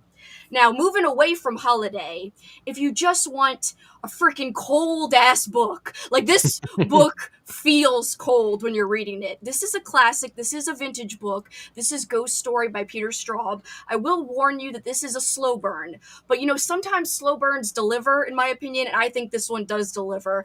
It's all these old dudes sitting around, telling stories about back in the day and this mysterious woman they all used to know, and maybe this woman in some way, shape, or form is kind of coming back into their lives, and not the best, most pleasant way. So all kinds of frightening things happen, and there's a movie adaptation of this, which I did watch. The movie's so good. Go ahead. I'm sorry. The movie, no, you can jump in. The movie is fun, but how about that scene where he's plunging off and you could see his peen, and it's crazy. Anyway, I was like, oh my god, full frontal There peen. is that, yes. Yeah. Yes. But the rest as he of the falls to great. his death. Yes. Yes. The rest of the movie's great, though. If you're looking for atmosphere, like winter atmosphere, this has you covered. Not everyone's gonna love it. Like, again, you have to be cool and, with a slow burn. Not everybody is, and I understand that, but I like a slow burn. And isn't Fred Astaire isn't that Fred Astaire's last film, or one of his last? Yeah. Oh, is it his last one? I didn't I realize. think it's his last one, yeah. I think so too. Yeah, I recommend I'll the stop and adaptation. The adaptation is good too. So you could do a compare and contrast, which I love to do. If you like, I say that, but I watched Frankenstein and it's a crime. I never freaking read the book. Like, what is wrong with me? Before we went live, everyone We was won't asking tell. me, how many books have you read a year? And I'm like, oh, like 200, 100. And yet I haven't read Frankenstein. It's a blasphemy. It's horrible. But please forgive me on that. But here's my last little recommendation. This is Schrader's Chord by Scott Leeds. I think this came I've out. had that on my list forever. It's a lot of fun if you like music in your horror books. Yeah. This one is like a haunted record. I really enjoyed this one. It's a modern book, but it feels like it's got old school vibes. It's definitely kind of lengthy. Maybe that's one reason why it kind of has those old school vibes, like Stephen King esque, but in a good way, not in a bad way.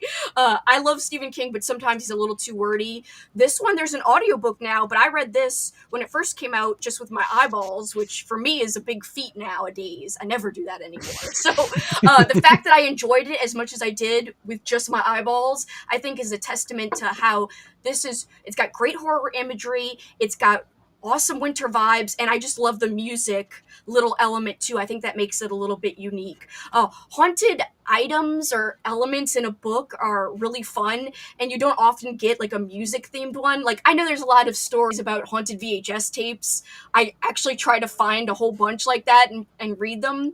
Of course, movies about haunted stuff is great too. Like, of course, The Ring would be the one that comes to my mind about a haunted videotape. But this one's a haunted record, and you're never gonna regret going to this. It's like, spinning a creepy record on your turntable.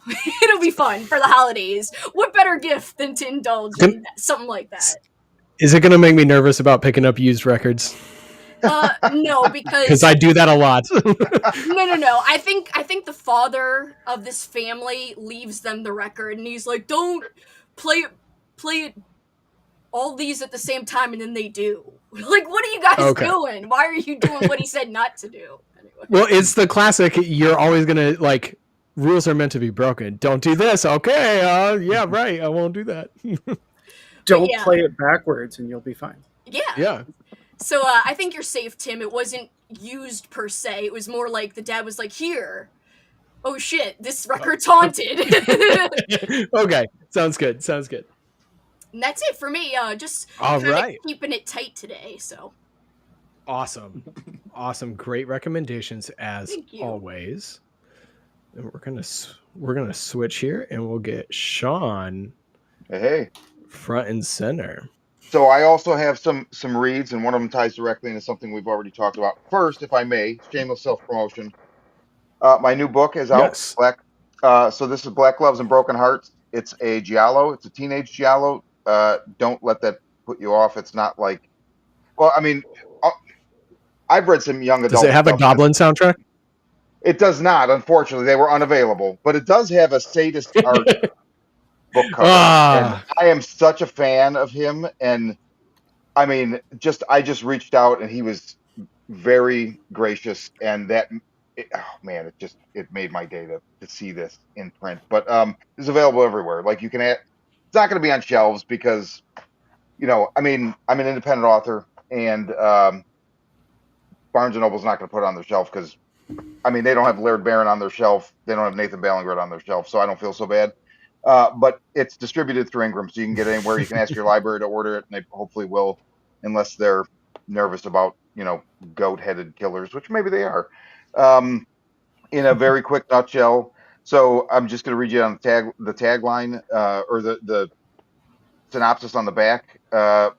When incoming high school senior Laura McCready's boyfriend and classmates are brutally murdered at a party in the woods, the quiet suburban community, Sundown Hills, transforms into a paranoid nightmare.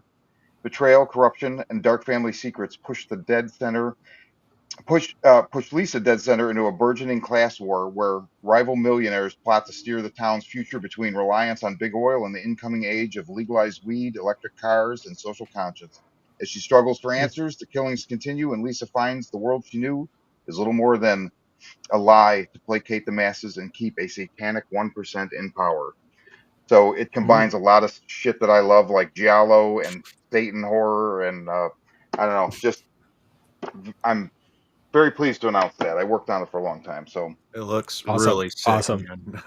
I say to start like you. If anybody doesn't know the name, you've seen his stuff for sure. Like I'm a fan, and there were even things where I was like, "Oh my god, I didn't even realize he did that." He's very versatile, He's a and I buddy was of just mine. He's great. privileged to work with him. So that was cool. Okay, so I'm going to do comics, and like I said on the last time I did comics on here, I do drinking with comics, but my co-host is not really into horror comics, so we don't really do them. And as Tim has agreed with me, we're in kind of a golden age. Yes, we So are. Horror the comics are fantastic right now. oh, it's so much, but I'm just going to keep it tight. And one of the things I want to talk about. So this came out in hardcover a couple months ago. It was out earlier in the year. Uh, Image uh, did all of the Universal monsters this year. They did like 4-issue miniseries based on all of them, got like top tier talent. And the one I want to talk about is Michael Walsh's Frankenstein, because obviously, like I was tipped off we were going to talk about Frankenstein, and I love Frankenstein. So the thing about there's 4 issues. The hardcover just came out. The trade is maybe coming out before Christmas. It's soon. It's the hardcover's beautiful, It as are is. the issues. But it's such an interesting take because it's mainly James Whale's Frankenstein, but it follows the body parts. So like the first issue is about the hands, and so you get to learn about where the hands came from. And I just thought that was like the coolest concept. And he does Michael Walsh, who like he's doing a lot these days. He does the silver Mhm. coin that's been on hiatus for a while. Please come back soon. Um, all of his imagery is amazing. He's a great writer, and he just really puts you in these dank the castle, the dungeons, the staircases, the laboratory, and I loved every minute of this. And if you're a Frankenstein fan, if you're coming off Del Toro's and you're just stoked, I'm telling you, pick this up. I do not think anybody will regret it. So that's Michael Walsh's Frankenstein. Another one. This is an older one, but Netflix recently uh, did a Ed Gein, and it's what's his name that does American Horror Story. Sean I did Murphy. Yes, thank you. I did not watch it. I'm I have I don't know. I've grown to have some issues with some of the stuff he does. He's very talented. I mean, all his stuff is like top tier, but just for me personally, I don't know. It's been diminishing returns, and there were some things about it that a friend of mine that watched it, a friend of mine who works at the comic shop I go to, and we talk in length about movies every Wednesday for like 2 hours. um, I was like, yeah, I don't know. I Ryan think I'm gonna Murphy. Yep. Ryan Murphy. I was like, I'm gonna skip that. But what I did was reread. This came out a couple years ago. So this is Michael Schechter and Eric Powell's Did You Hear What Eddie Gein Done? And it is a hardcover. So you can get this right now. I checked a couple days ago. This is a hardcover book. As far as I know, it was never put out in paperback, and I don't know that there's any intention to do so. I looked on IndieBound, it's not available. I looked on Barnes and Noble, $29.99. I looked on the Bezos Corporation, and it was $12.99, and then like 3 hours later it was $19.99. But I think we all know that they play with the stuff that you look at. So the price wise. So I'm not really sure where to tell you to buy it or how much you're going to pay for it. But if you're interested in the Ed Gein thing, so Harold Schechter he's like a crime story writer. So he's got a ton of books, and they all tend to be about based on true murders. And I'm not a true crime guy. My girlfriend is, so I get a little bit of it, but I got a lot of limits with stuff. And the Ed Gein story really pushes against those limits like big time. But this is really well done. It didn't. I mean, it's disturbing, but it never like made me go, I don't think I can.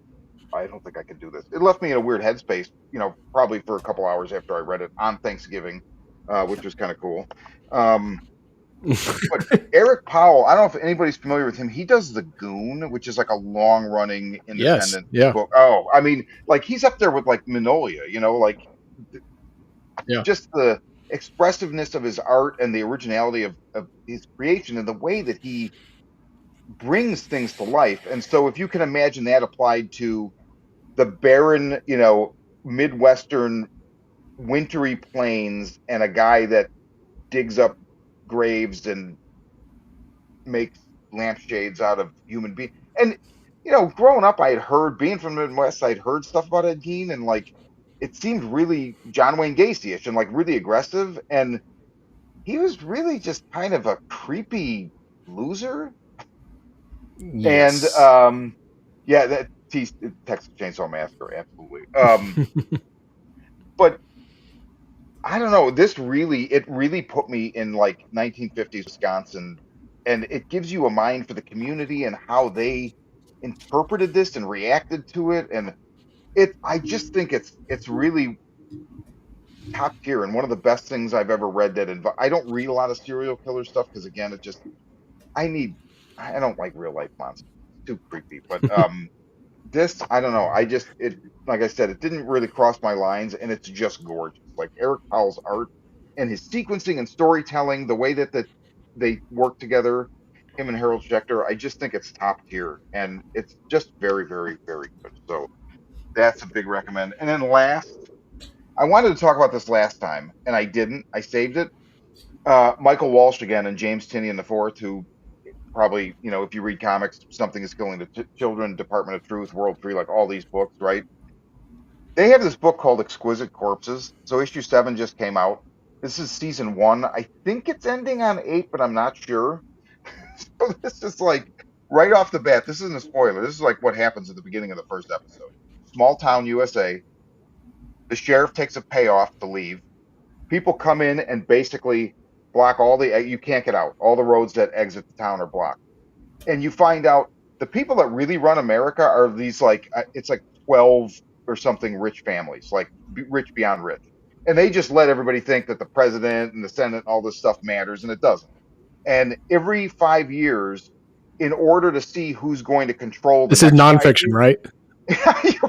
yes, exactly. So if I disappear after this episode, you'll know why. Maybe that's why Michael Walsh hasn't brought the silver coin back. Maybe he disappeared. I sure as hell hope not. But every 5 years, to determine which family will kind of run things for the next 5 years, they play a game. So this is starting to sound maybe like this. Definitely, it's like Rob Zombie's 31 and Battle Royale, but there's other elements.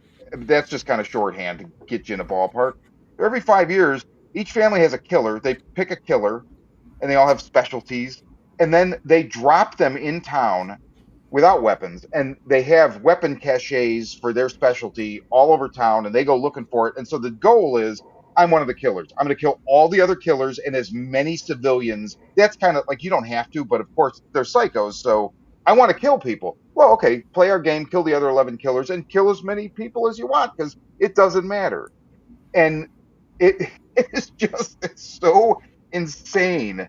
It's very violent, but probably not as violent as you actually think. There's a lot of great character development in it, and almost every issue, one of the killers gets removed from the board, and then the last 2 pages will be like a spread that shows you how they advance to the next round, the next brackets.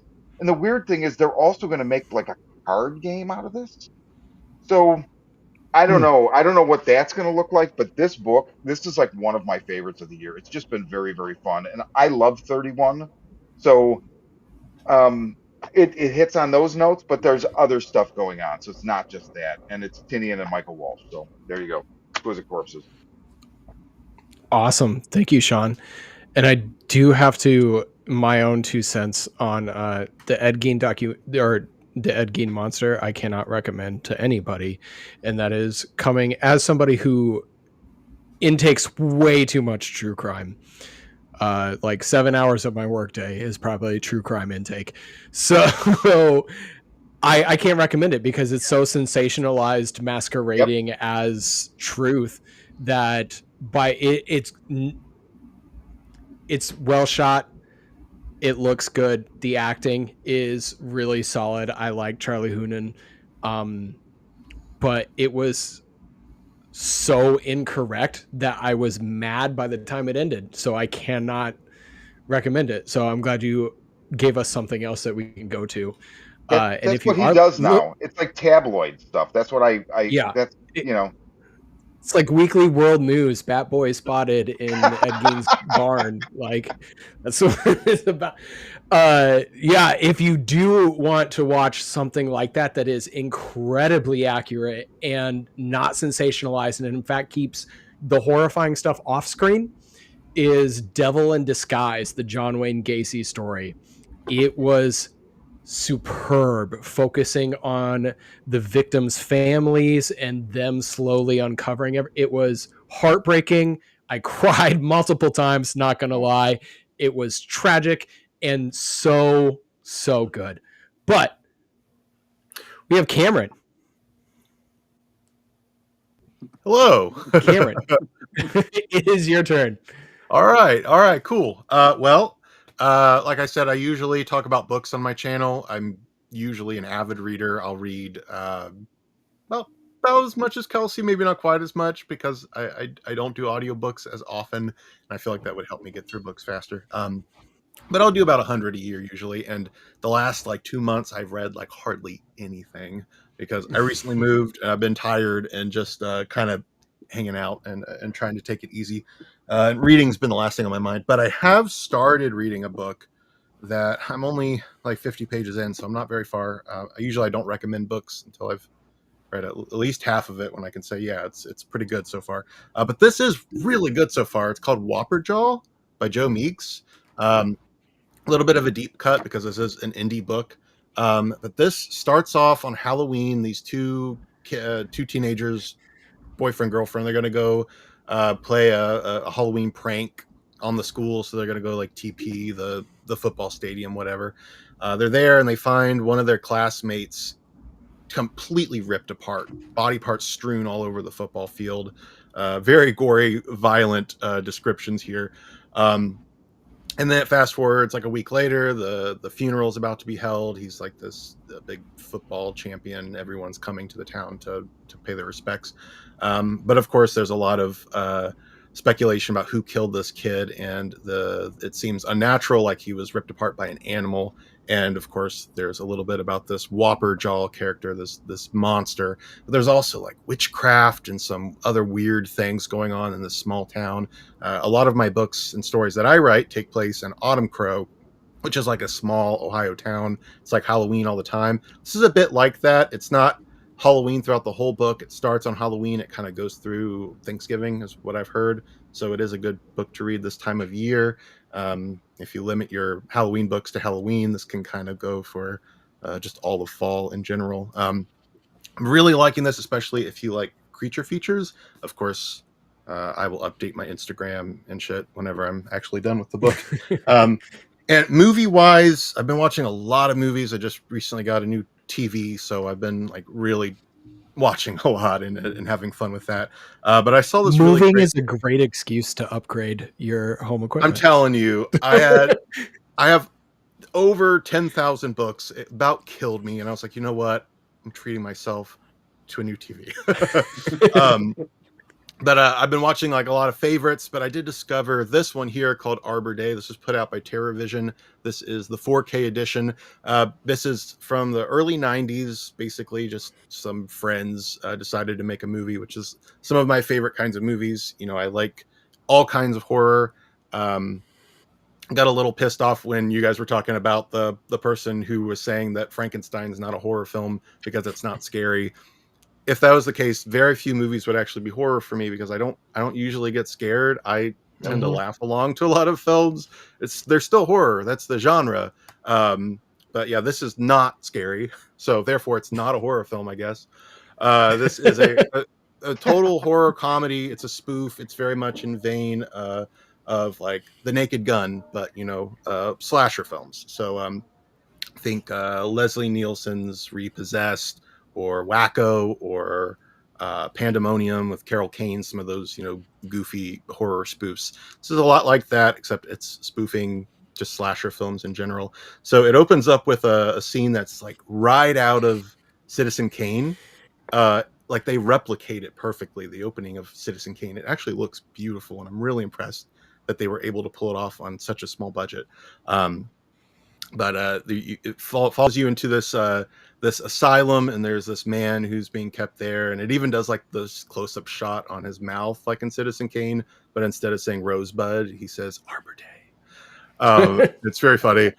And then, you know, the nurses come in and they're like, oh yeah, he's being kept here because of something really traumatic to him that happened on Arbor Day. And then it fast forwards back in time to when he was a little kid, and he's going to celebrate Arbor Day in the park with his dad and his mom.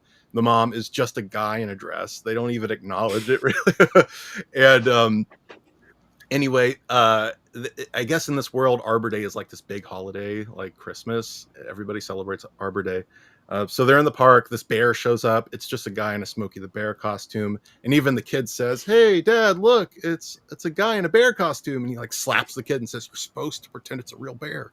He's like, "Oh, Dad, it's a real bear!" And runs off, and the bear ends up knocking the dad's head off, which is pictured here. And he's like, "Run, son!" and dies, and that's why he's traumatized.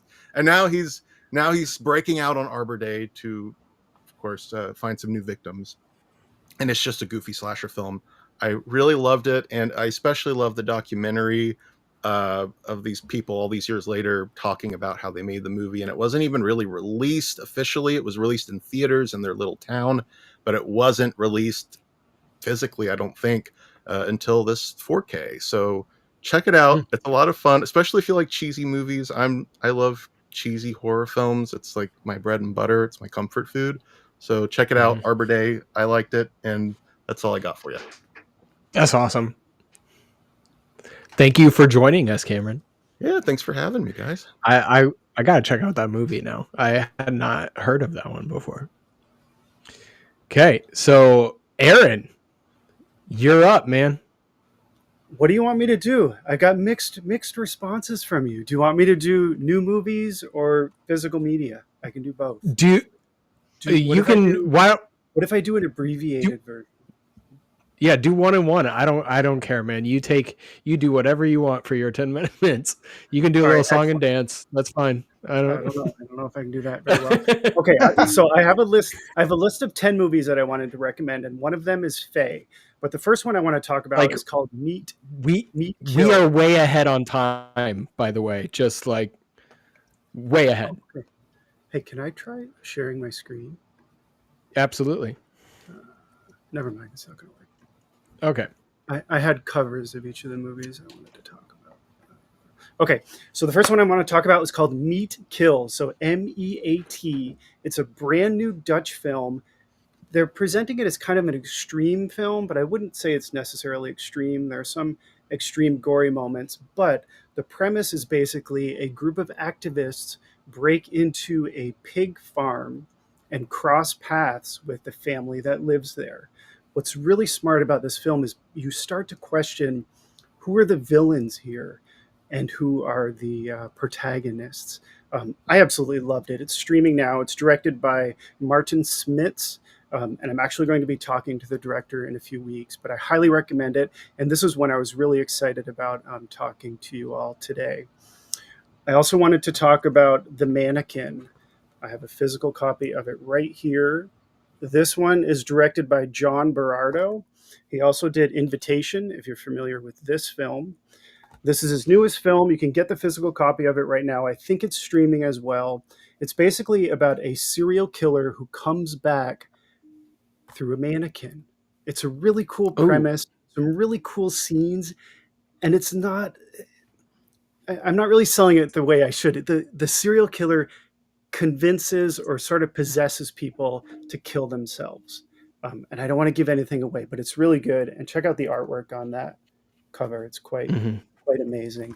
And if you haven't seen Initiation, I highly recommend this film as well. It came out during COVID, so it kind of got lost in the shuffle. It didn't get a theatrical release. It went straight to physical media, but it's a really smart slasher. And I'm really excited about The Mannequin that is out now. Let's see. The other movie I wanted to talk about is called The R.I.P. Man. This one is directed by Jamie Langlands. It's a British film. I think they're onto something with this villain. He basically has a rare oral disease in which he doesn't have any teeth. And so when he kills his victims, he takes one or two teeth from them to build out the ideal and perfect set of teeth. I mean, come on, how cool is that?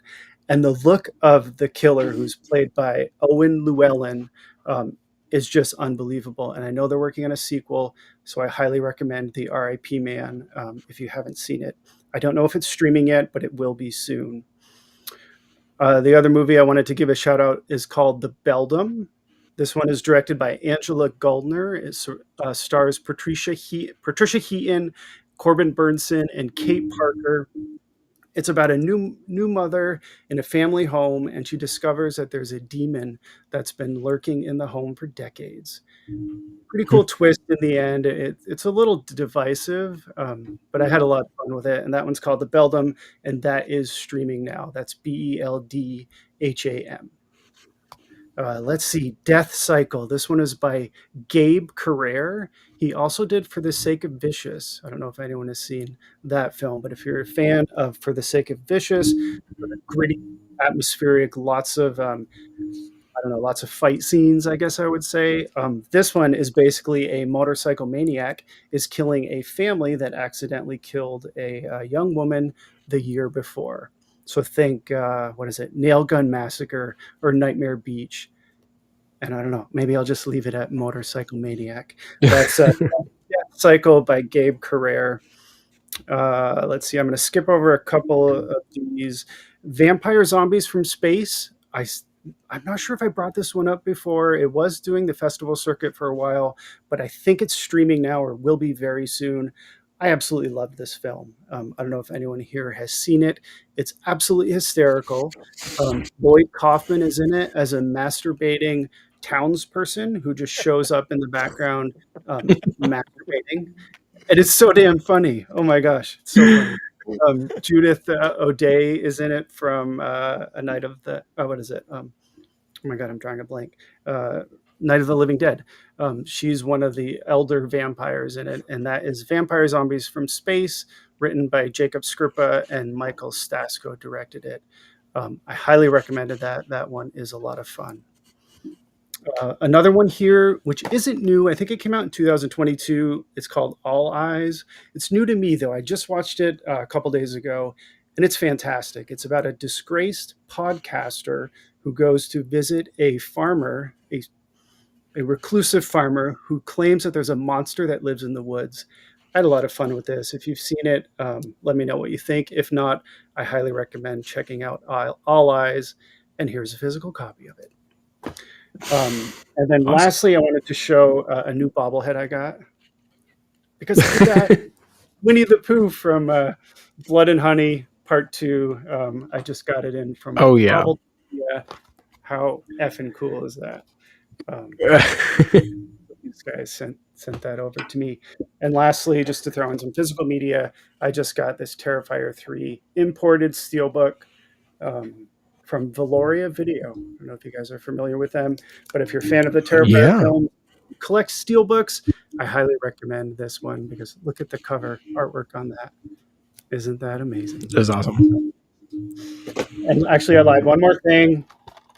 ZombieCon Volume 1, signed by Kyle and Aaron, right there. I should have kicked it off with this one. Look at that. There you go, the DVD version of Zombie. I was going to mention to Kyle, you recommended ZombieCon a couple episodes ago, so I remember you had them. Did. Yeah, you had them in the list.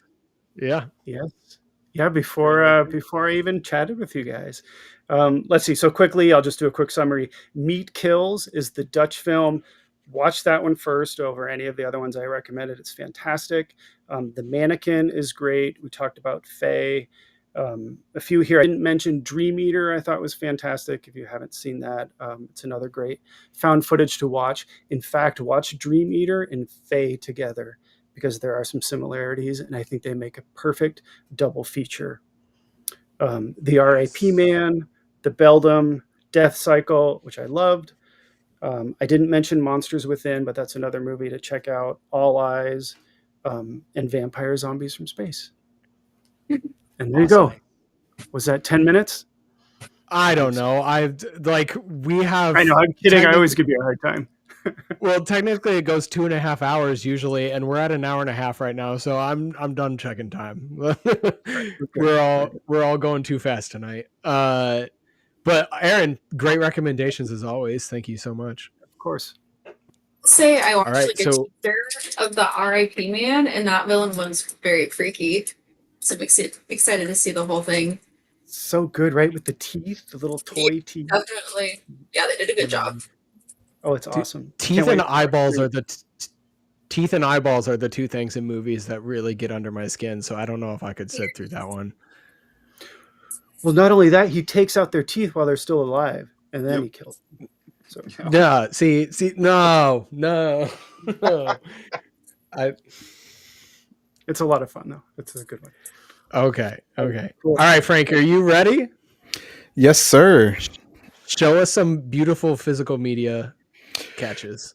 Yeah. So you said like October and November, and Yeah. I have some for each month, and I really wanted to start off with one of my favorite horror anthologies of all time. This is probably in my top three or top five horror anthologies, and that is the Three Extremes.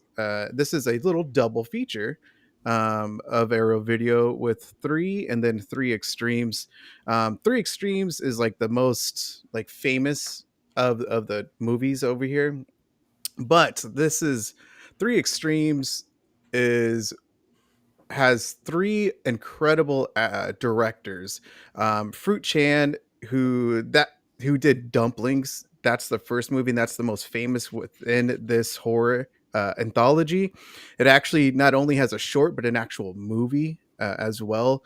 And that movie, Dumplings, is about an aging actress who's trying to get some of her youth, and just their marriage isn't what it used to be, so she's trying to get her attention, the attention of her husband, and she's trying to get that youth by any means necessary. And the way that this movie is simply phenomenal. I'm huge into body horror, and that to me is a great intro into that type of subgenre within horror. Next is um, Cut. That is by Park Chan Wook, and so that is by the director of Old Boy, Audition, and that one, Cut, is about an director who's being held hostage by a former stand-in, and him and his wife are held hostage, and there's someone else also in the room. Some of the best imagery out of all three of the films. It is simply incredible. Then next is what is it? It's Box, and that is by Takashi Miike, who has done Ichi the Killer. That is a fantastic one. Or sorry, Miike. Sorry, he did Edition. I apologize. Park Chan Wook did Thirst and the Sympathy, Vengeance Sympathy trilogy. So anyway, Cut, that one is pretty damn dark. This one's out of all the storylines, this one is like really dark, especially if you're a damn parent, which I am. I'm a girl dag, so hashtag girl dag, and this movie really like stands with you, man. If you've seen the film, this movie is crazy. So great shorts, fantastic anthology, and then like I said, you get three as well. So fantastic. What else happened in October, or what was released in October, was this was a first time watch, and this is released by Lionsgate Limited, and I have to say this film really stuck with me, and that is Jacob's Ladder. This steel book is absolutely freaking awesome, starring Tim Robbins, and Elizabeth Pena and Danny Aleo. But this movie is such a psychological mind trip, man. And like I said, this was a first time watch, and I just remember like the the storyline, the imagery, the ending to this film is totally like, WTF, what is going on? And I think this movie is I think it's incredible that Lionsgate Limited did a fantastic physical release for this film. It's a great like cult film that got a great release. Another release I have to say that's not an October one, but it's one of my favorite films of all time, and that's Frailty. That movie is flipping amazing. Lionsgate Limited did a physical release for that one. Unbelievable film. Um, Directed by Bill Paxton, starring Matthew McConaughey. Amazing film. Next, what was released in October was Weapons, one of my favorite horror films of this Mhm. year. This film was just like a damn trip, man. I loved all of it. I loved how each character had a great storyline, like the segments for each one, how it developed, how the story just unfolded. The ending is so freaking hilarious. I love the beginning of the film, how the kids are how there's a kid narrating what happened on this event. That to me has a little damn creep factor. Old people and creepy kids, man, they all get me. And so, but like this is fantastic, man. This is a very popular film, obviously, but I think there's a reason for it because it's so freaking good. And also, this is directed by Zach Krieger, who did Barbarian, one of my favorite films the year that came out. What was it, 2022, I think. Mhm. The next one is, this is probably like Mount Rushmore French extreme film, and that is Martyrs. This is released by Eureka Entertainment. This film is freaking awesome, man. If you're like, I don't know, this to me, if you're into the horror genre, I think this is one of the most famous French extremes, but also like one of the films that like really just kind of sticks with you because you don't know what the hell you're watching, man. You're like in the beginning of the film, it's like a home invasion moment storyline.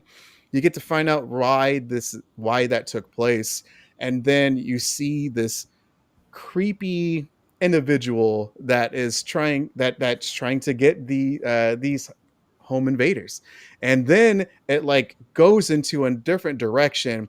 It's a great like cult film as well.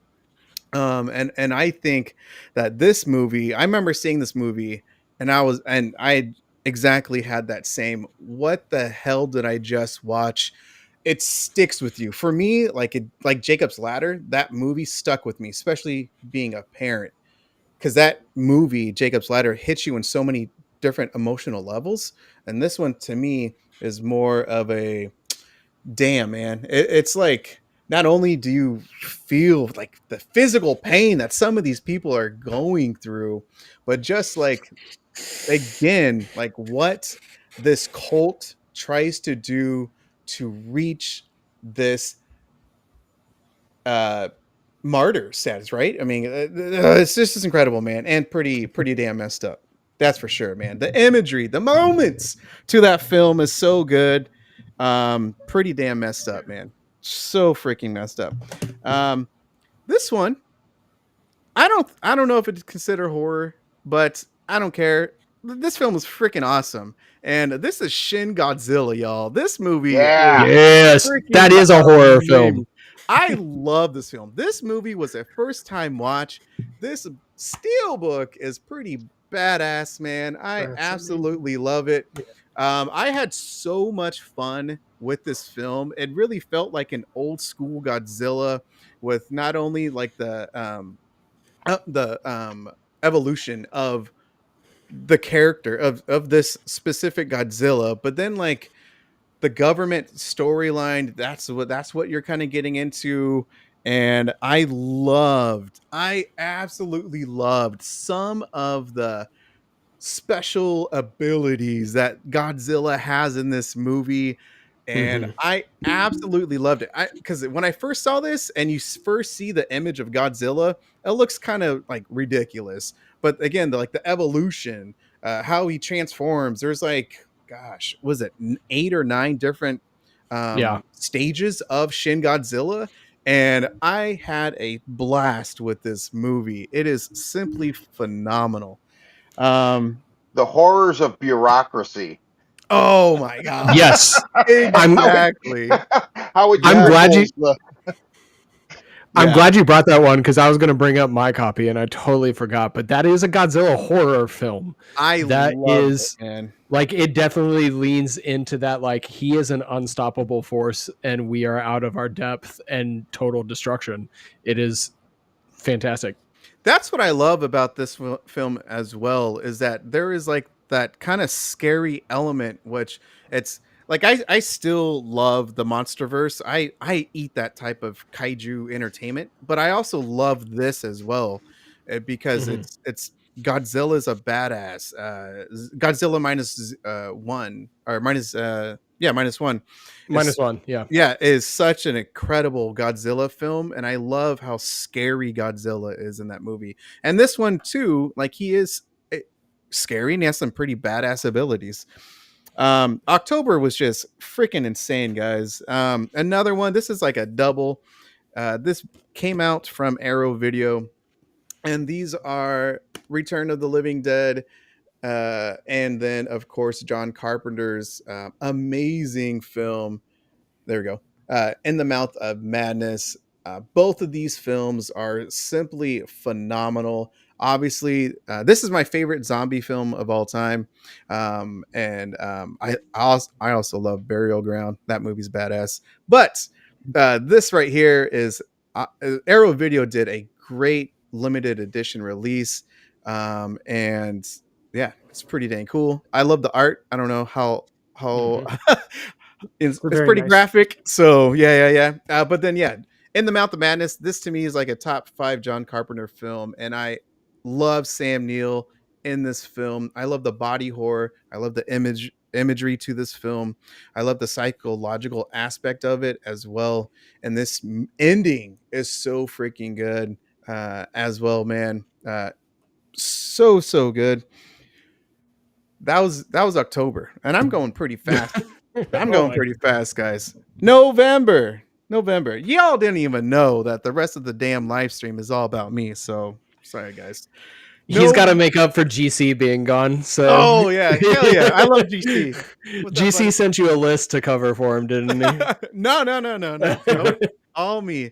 Yeah, I'm huge into, like I said, physical media, horror, talking about movies, and like I said, as you can see, but yeah, Together, Eyeball, there you go, Tim. This is one of my favorite horror movies of all time. I had an amazing theatrical day. I was kid free, wife free, and I first movie that I saw of the day was Weapons. Second movie that I saw was Together, and my nightcap was Strange Harvest. That to me was like such an Oh, that's cool. amazing day to see films in the theater, guys. But this film, obviously there was controversy before the film, but for what it was and everything, I absolutely love the film. And yeah, they killed it. And I don't even know that they were freaking married, Dave Franco and Hmm. Allison Brie. So that like surprised me. Again, I'm not in the tabloids and all that type of stuff, and but like this film was fantastic, and there was some great imagery, not only to this, but like just how they stick together, how they try to separate from each other, what they do to try to sacrifice each other. There's some great moments, and again, kind of like a cult film. I love cult films, y'all. So this is a fantastic one. My favorites, one of my favorite modern horror films, and probably like top, damn man, I don't know, 15 like horror films of all time, and that's the Descent. This is released by Lionsgate, or sorry, yeah, Lionsgate Limited. And this film, first of all, this release is pretty badass. You open it up and then turn it upside down. Turn it Boom. upside down. Yeah, Cool. simply incredible. But yeah, if you haven't seen The Descent, it's amazing. I really love the chemistry, the friendship, the bond that these ladies have. I love the little storyline that they introduced at the tragic incident, and then them getting back together the next year, and the craziness that they do to try to have some girl bonding time. And one girl is just tries to, I don't know, just try to make it a great experience, but she just does it horribly, and obviously it's a memorable one. But I love the film. I love the creature design. I that is freaking badass film. So again, for me, The Descent is absolutely amazing. This I got to show. Like traumatized me. I know Some it's of the so like the good, scariest man. movies I've seen. It's a Hell really good yeah. movie, though. I love it. Okay. Yeah, chime in, guys. Like this is The Descent's badass. This one I really like. I haven't seen the show, so I'm really excited to watch the series. Unfortunately, Shudder It's just good. ended it, but this got a really cool box set release, and I really love the whole theme. Like they really captured the creep show comic book feel, and it's a really cool release. I just had to show it, guys. It's really really cool. So got I also got that from Valoria Video. So there you go. What's another one? These I just got, and this is from Imprint Films, and these are some of my favorite films ever. And this is one of my favorite remakes of all time, and that's Invasion of the Body Snatchers. Um, Imprint Oh Films yes. Imprint Films did a freaking amazing limited edition lenticular Oh, cool. designs. Yeah, these really do pop like in person. And Carrie, hello. I mean, everyone knows damn Carrie. But this lenticular is simply just beautiful to look at. It's all hard cases. And you get cards, if you're into that type of stuff, art cards. And then the other two is from Second Sight Films. Second Sight's my favorite boutique label. They just do an amazing jobs, art designs, books. Their books are phenomenal. Some books are like 140, 160 pages, tons of essays. And so November was Ty West. So there we go. Yeah, Maxine and Pearl. It is too bad that they didn't get the rights to X. My favorite rewatchability, I think it's still X, but I think Pearl's a better overall film. But yeah, these releases are fantastic. In my channel, I also talk about like the audio, the visuals, 4K transfers, Dolby Visions, Dolby Atmos. These are in Dolby Atmos, and yeah, they just sound really good. And there was like previous releases too, by Turbine Media, I want to say. I can't remember. I apologize. It's either Cape Light Pictures or Turbine Media, German boutique labels. They did phenomenal media books and steel books, but for November, it's all right here. And yeah, like I said, fantastic physical releases. So yeah, I don't want to bore you guys anymore, but yeah. So Hey Frank, did you know you brought up In the Mouth of Madness? This company, and I'm blanking on the name, but there's a series of them. They have a novelization, and it's literally like Sutter Kane. what? I had a feeling Kelsey would have it close at hand. Get it? But Yo, what? it's they're doing some crazy novelizations too. Like there's a whole series of them. Yeah, Whoa. yep, there it is. Oh Yeah. wow. Do you read Sutter Kane? Have There you you read go. it yet? I have not. Kelsey, have you read it? No, but I don't often talk about this, but I do have a book club. It's called the Midnight Book Society, and I also have a film club that goes along with it, the Midnight Film Society. Plug And your stuff. Do it. next year I'm going to be doing Nice. we're going to read this, and I've seen the movie. It's one of my favorite movies of all time. So I've not read the book though, so I kind of want to do a compare and contrast. So I'm thinking it's going to be next April. Pencil it in if you want to read it and rewatch it with me. I will, because I do want to read it. Like a friend of mine sent me just a still of that a couple weeks ago, and I was like, for a minute, I had to be like, did reality just crash? Because obviously, what happens in the movie, right? I was like, what the hell? Looked outside to see if there was an old guy on a bicycle riding around. Uh, Oh but they gosh. have Yeah, be they careful have a reading that one. novelization. They have a novelization of Session 9. I have that too. Yeah, What? I own What that a somewhere. weird poll. Wow. That is one of Maniac my. Cop 2 and Oh. 3, or all three of I them. don't know how Session 9's gonna come off. I mean, I bought it, but I don't know how it's gonna come off. It's so atmospheric. Yeah. One film. I don't know how they're gonna capture. That is one of my favorite underrated films. I always talk Yeah. about it, man. Same. Unbelievable film. Absolutely. Love it. So, just lastly, D. Schneider's Strangeland, the novelization. Like, really? Like, what? Crazy. That's really cool. Like D. Unexpected. Snyder as in Twisted Sister. Yeah, if you've never seen it, he did a horror his movie film, back in yeah. like '99. It's really odd. Oh, I It's did a strange not. film. I'm I'd surprised that's expect on the nothing. list for the That I'd is Yeah, expect Linda. nothing else from D. Snyder. That had The Linda Strange One. Cardellini in it, right? Like one of her early roles. Oh my God, you're right. It did, didn't it? Yeah, it's a weird one. It is a really weird movie. About like body Awesome. modifications, and it's Yeah, real like to the stuff nth in there. degree. There are times Only I like get it hate on needles TV. and stuff, so I had to like look away. Yeah, that's an odd film. Hell yeah. Okay. Well, that was a wrap on everybody presenting. Is anybody watching Welcome to Derry? Mm-hmm. Are we all watching Welcome to Derry? No, I I haven't had to seen it. I'm cancel my behind. HBO right before it started. Okay, I am behind currently, but I've seen 2 episodes and I thought they were fantastic so far. So I think it's okay. It's like I'm too in the much. same boat, Kelsey. It's like too much CGI for me. Like I cannot stand that. I'll just say demon baby. How'd you know? Yes, yes. I feel the same way. I was like, when I saw it, I was like, this is the stupidest looking thing ever. I hated it. Oh, Give me Well, Tim Curry. I like It Part 1, and then It Part 2 had a lot of CGI that was like kind of looked like Looney Tunes or something. I was Yes, like, yes. what is going on? This does not restaurant? fit.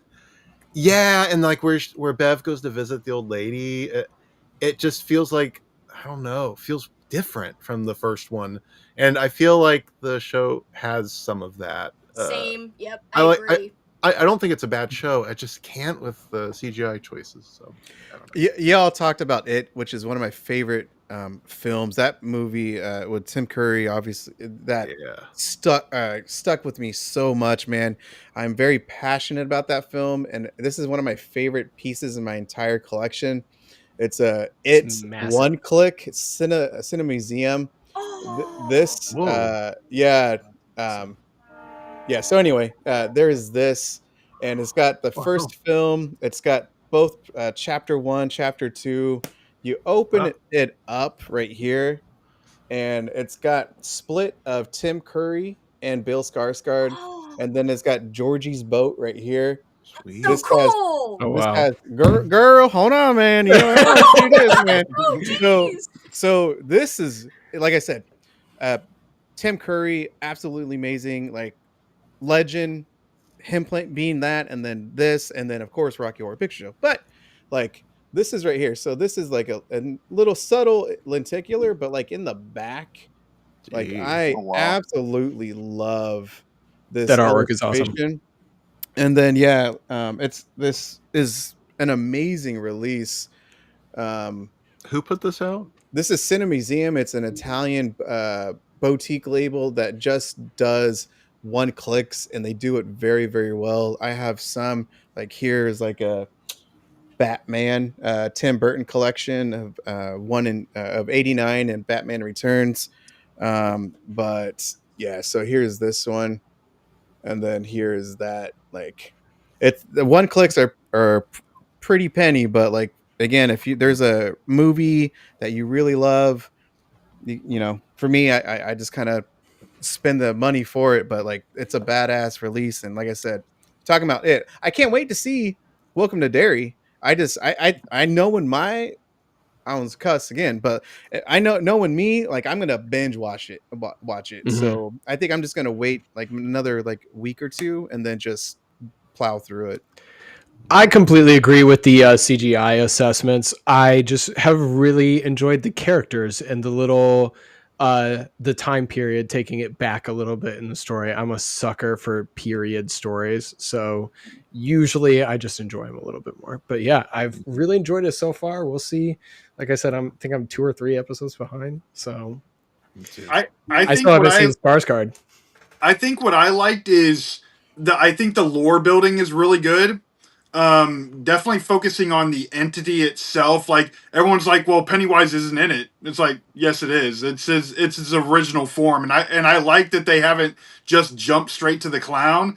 But did anyone else just instantly after watching a few episodes want to go back and watch it chapter 1 and Yes. chapter 2? Yes. Like it was effective. Like it worked. I was really hoping they would go into its crustacean alien form early. I really want to see the giant crustacean at the beginning. I'm being sarcastic. I think that's the weakest part of the story. but I was really hoping that we would get a little bit more of the crustacean at the beginning, but that's fine. That's fine. So we can keep talking about Welcome to Derry, or I can wrap this up and I will let you know. First of all, thank you everyone for being here. Thank you, Kyle, for coming in and talking about your film. Thank you for letting us see it. Much for having me. Really appreciate it. Yeah. And then before I say goodbye to everybody and let you all do your little sign offs and tell people where to find you, December is not a normal episode of the Dread Broadcast. So like October, we did a campfire. We just hung out and told stories and chatted.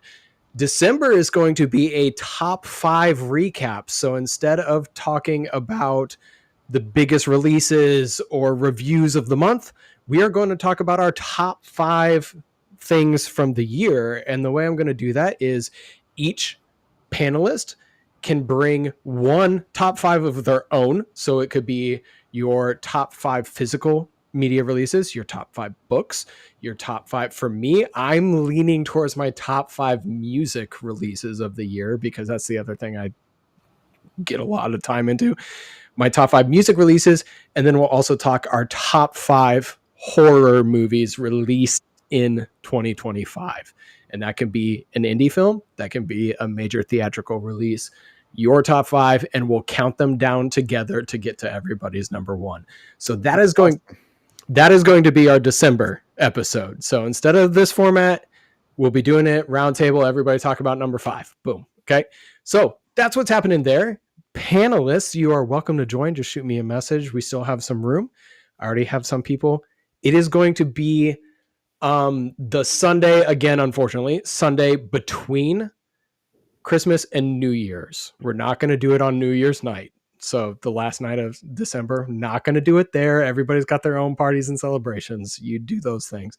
We'll do it the Sunday before. So that is that. So Frank, we'll start up on the corner of the screen. You can say where people can find you, all that good stuff. So Frank. Oh yeah. Well, first, thank you, Tim, for having me. I appreciate it, and nice meeting everyone here today. Yeah, you can find me on YouTube. Again, Frank's Media and Reviews. YouTube, Instagram. Those are the ones that I usually go on most and interact. But yeah, I just do like unboxings, reviews, just the movies that I love, which is mostly about the horror movies. But yeah, I just love talking about movies in general and just sharing my love for movies and collecting them as well physically, because that's really important for me. So yeah, thank you again, Tim. Appreciate it. Absolutely. I'm glad you could make it out. And then Kyle, I'll let you say where people can find your movie and all that good stuff. Absolutely. So it's available everywhere on streaming. You can find all the links at ZombieCON, VOL1.com. It's also available on DVD on Amazon. There's like a making of book and t-shirts and all the good stuff. And just to go completely off track for a second, because I've been sitting here and it's been in my mind the entire time since Shane's conversation about Ed Gein, and we're talking about Charlie Hunnam and Guillermo del Toro with Frankenstein.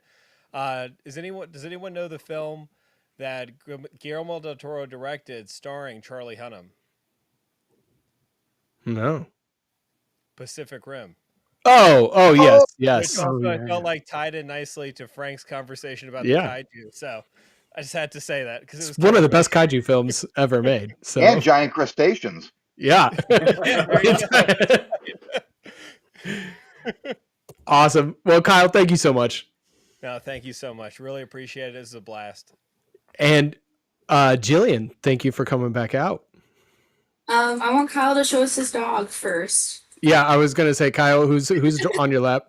This is Mr. Whipples. He's been kind of roaming the couch. I'm sorry if he caused too much noise. He's like deciding whether or not he wants to sleep or lick himself or do whatever he's doing. So You never have to apologize for dog noise around me. I'm a dog person. Adorable. Well, please. I do want to say first, I feel like I need to get a better background. So everyone has such amazing backgrounds. So if I join for a third time, I'll try to have a better background. No pressure.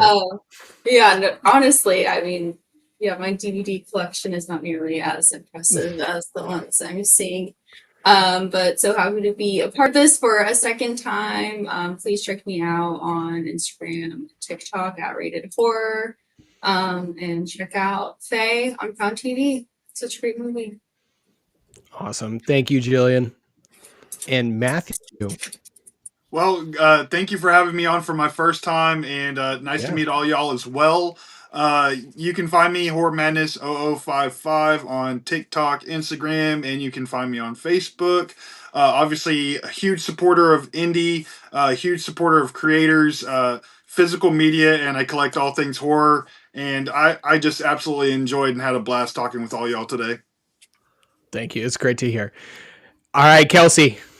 I am really happy to have been on again. Thank you so much. Of course. You guys can find me. I did talk about, of course, on YouTube, Slime and Slashers, but also you could find me on Instagram at SuperKickinIt. And if you're wondering what the hell, what does that have to do with anything? I used to have a wrestling podcast. Yes, pro wrestling. So I fell in love with my handle, and I'm not changing it. So they don't match. My handles don't match, but you know. Whatever. That's where you could find me. And by the way, Frank did a great job because Jacob's Ladder is one of my favorite movies, and I went and I already bought it during his segment. I went and I bought it right away. I was like, I could literally see you buying it, Kelsey. I'm like, oh, I know she's buying this right now. I am, yes. It's one of my favorite movies of all time, and I didn't know about that release. So thank you, Frank. Yeah, that's like the ultimate compliment. So I appreciate it. The number of times I love that is a success story for me, that I love hearing that, because the number of times that Kelsey has mentioned a book and then I head over to Google while she's talking and I'm like, oh, okay. Yep. And I add that to my list. It's happened with GC. I have to confess, Frank, I also looked up Jacob's Ladder to purchase during your segment. So I was also over here trying to find it. See, So there you go, Frank. yep, that is success. It was a good night. It was a good night. You're pushing Jacob's Ladder, but honestly, it's a great movie, guys. If you haven't seen it, it's like really deep. It's not like, it's got lots of horror elements, and there's even like a scene that has inspired like the Silent Hill game franchise, which you could totally tell the scene when it comes up, but there's so much more to the movie than the horror scenes, though. But also another shout out to Sean, because I want to check out that book so bad. Sean, Giallo is one of my favorite things in the world, so like a book with Giallo vibes. Yes, please. Yes. And Cameron, I gotta tout his books again, guys. Like, we're friends, just, you know, I'm being honest, but I will stake my life on that his books are amazing. And if you love Halloween, you will not find any other books ever in the world that are more Halloween than Cameron's books. I will lay my life on the line. I am very confident. I have recommended these books to so many people, and nobody has said, hey, I hate it. Nobody. I guarantee you will like his books. Please check out Cameron's books. Cameron, I have read Autumn Crow High, but it was like 2-3 years ago, I believe. So, oh God, been that long. Got a new audiobook now, Tim. Yeah, it was a while ago, so I do need to revisit it. I hate that it came out that long ago. And I haven't had a follow-up yet. It's just, sweating over here, guys. All right.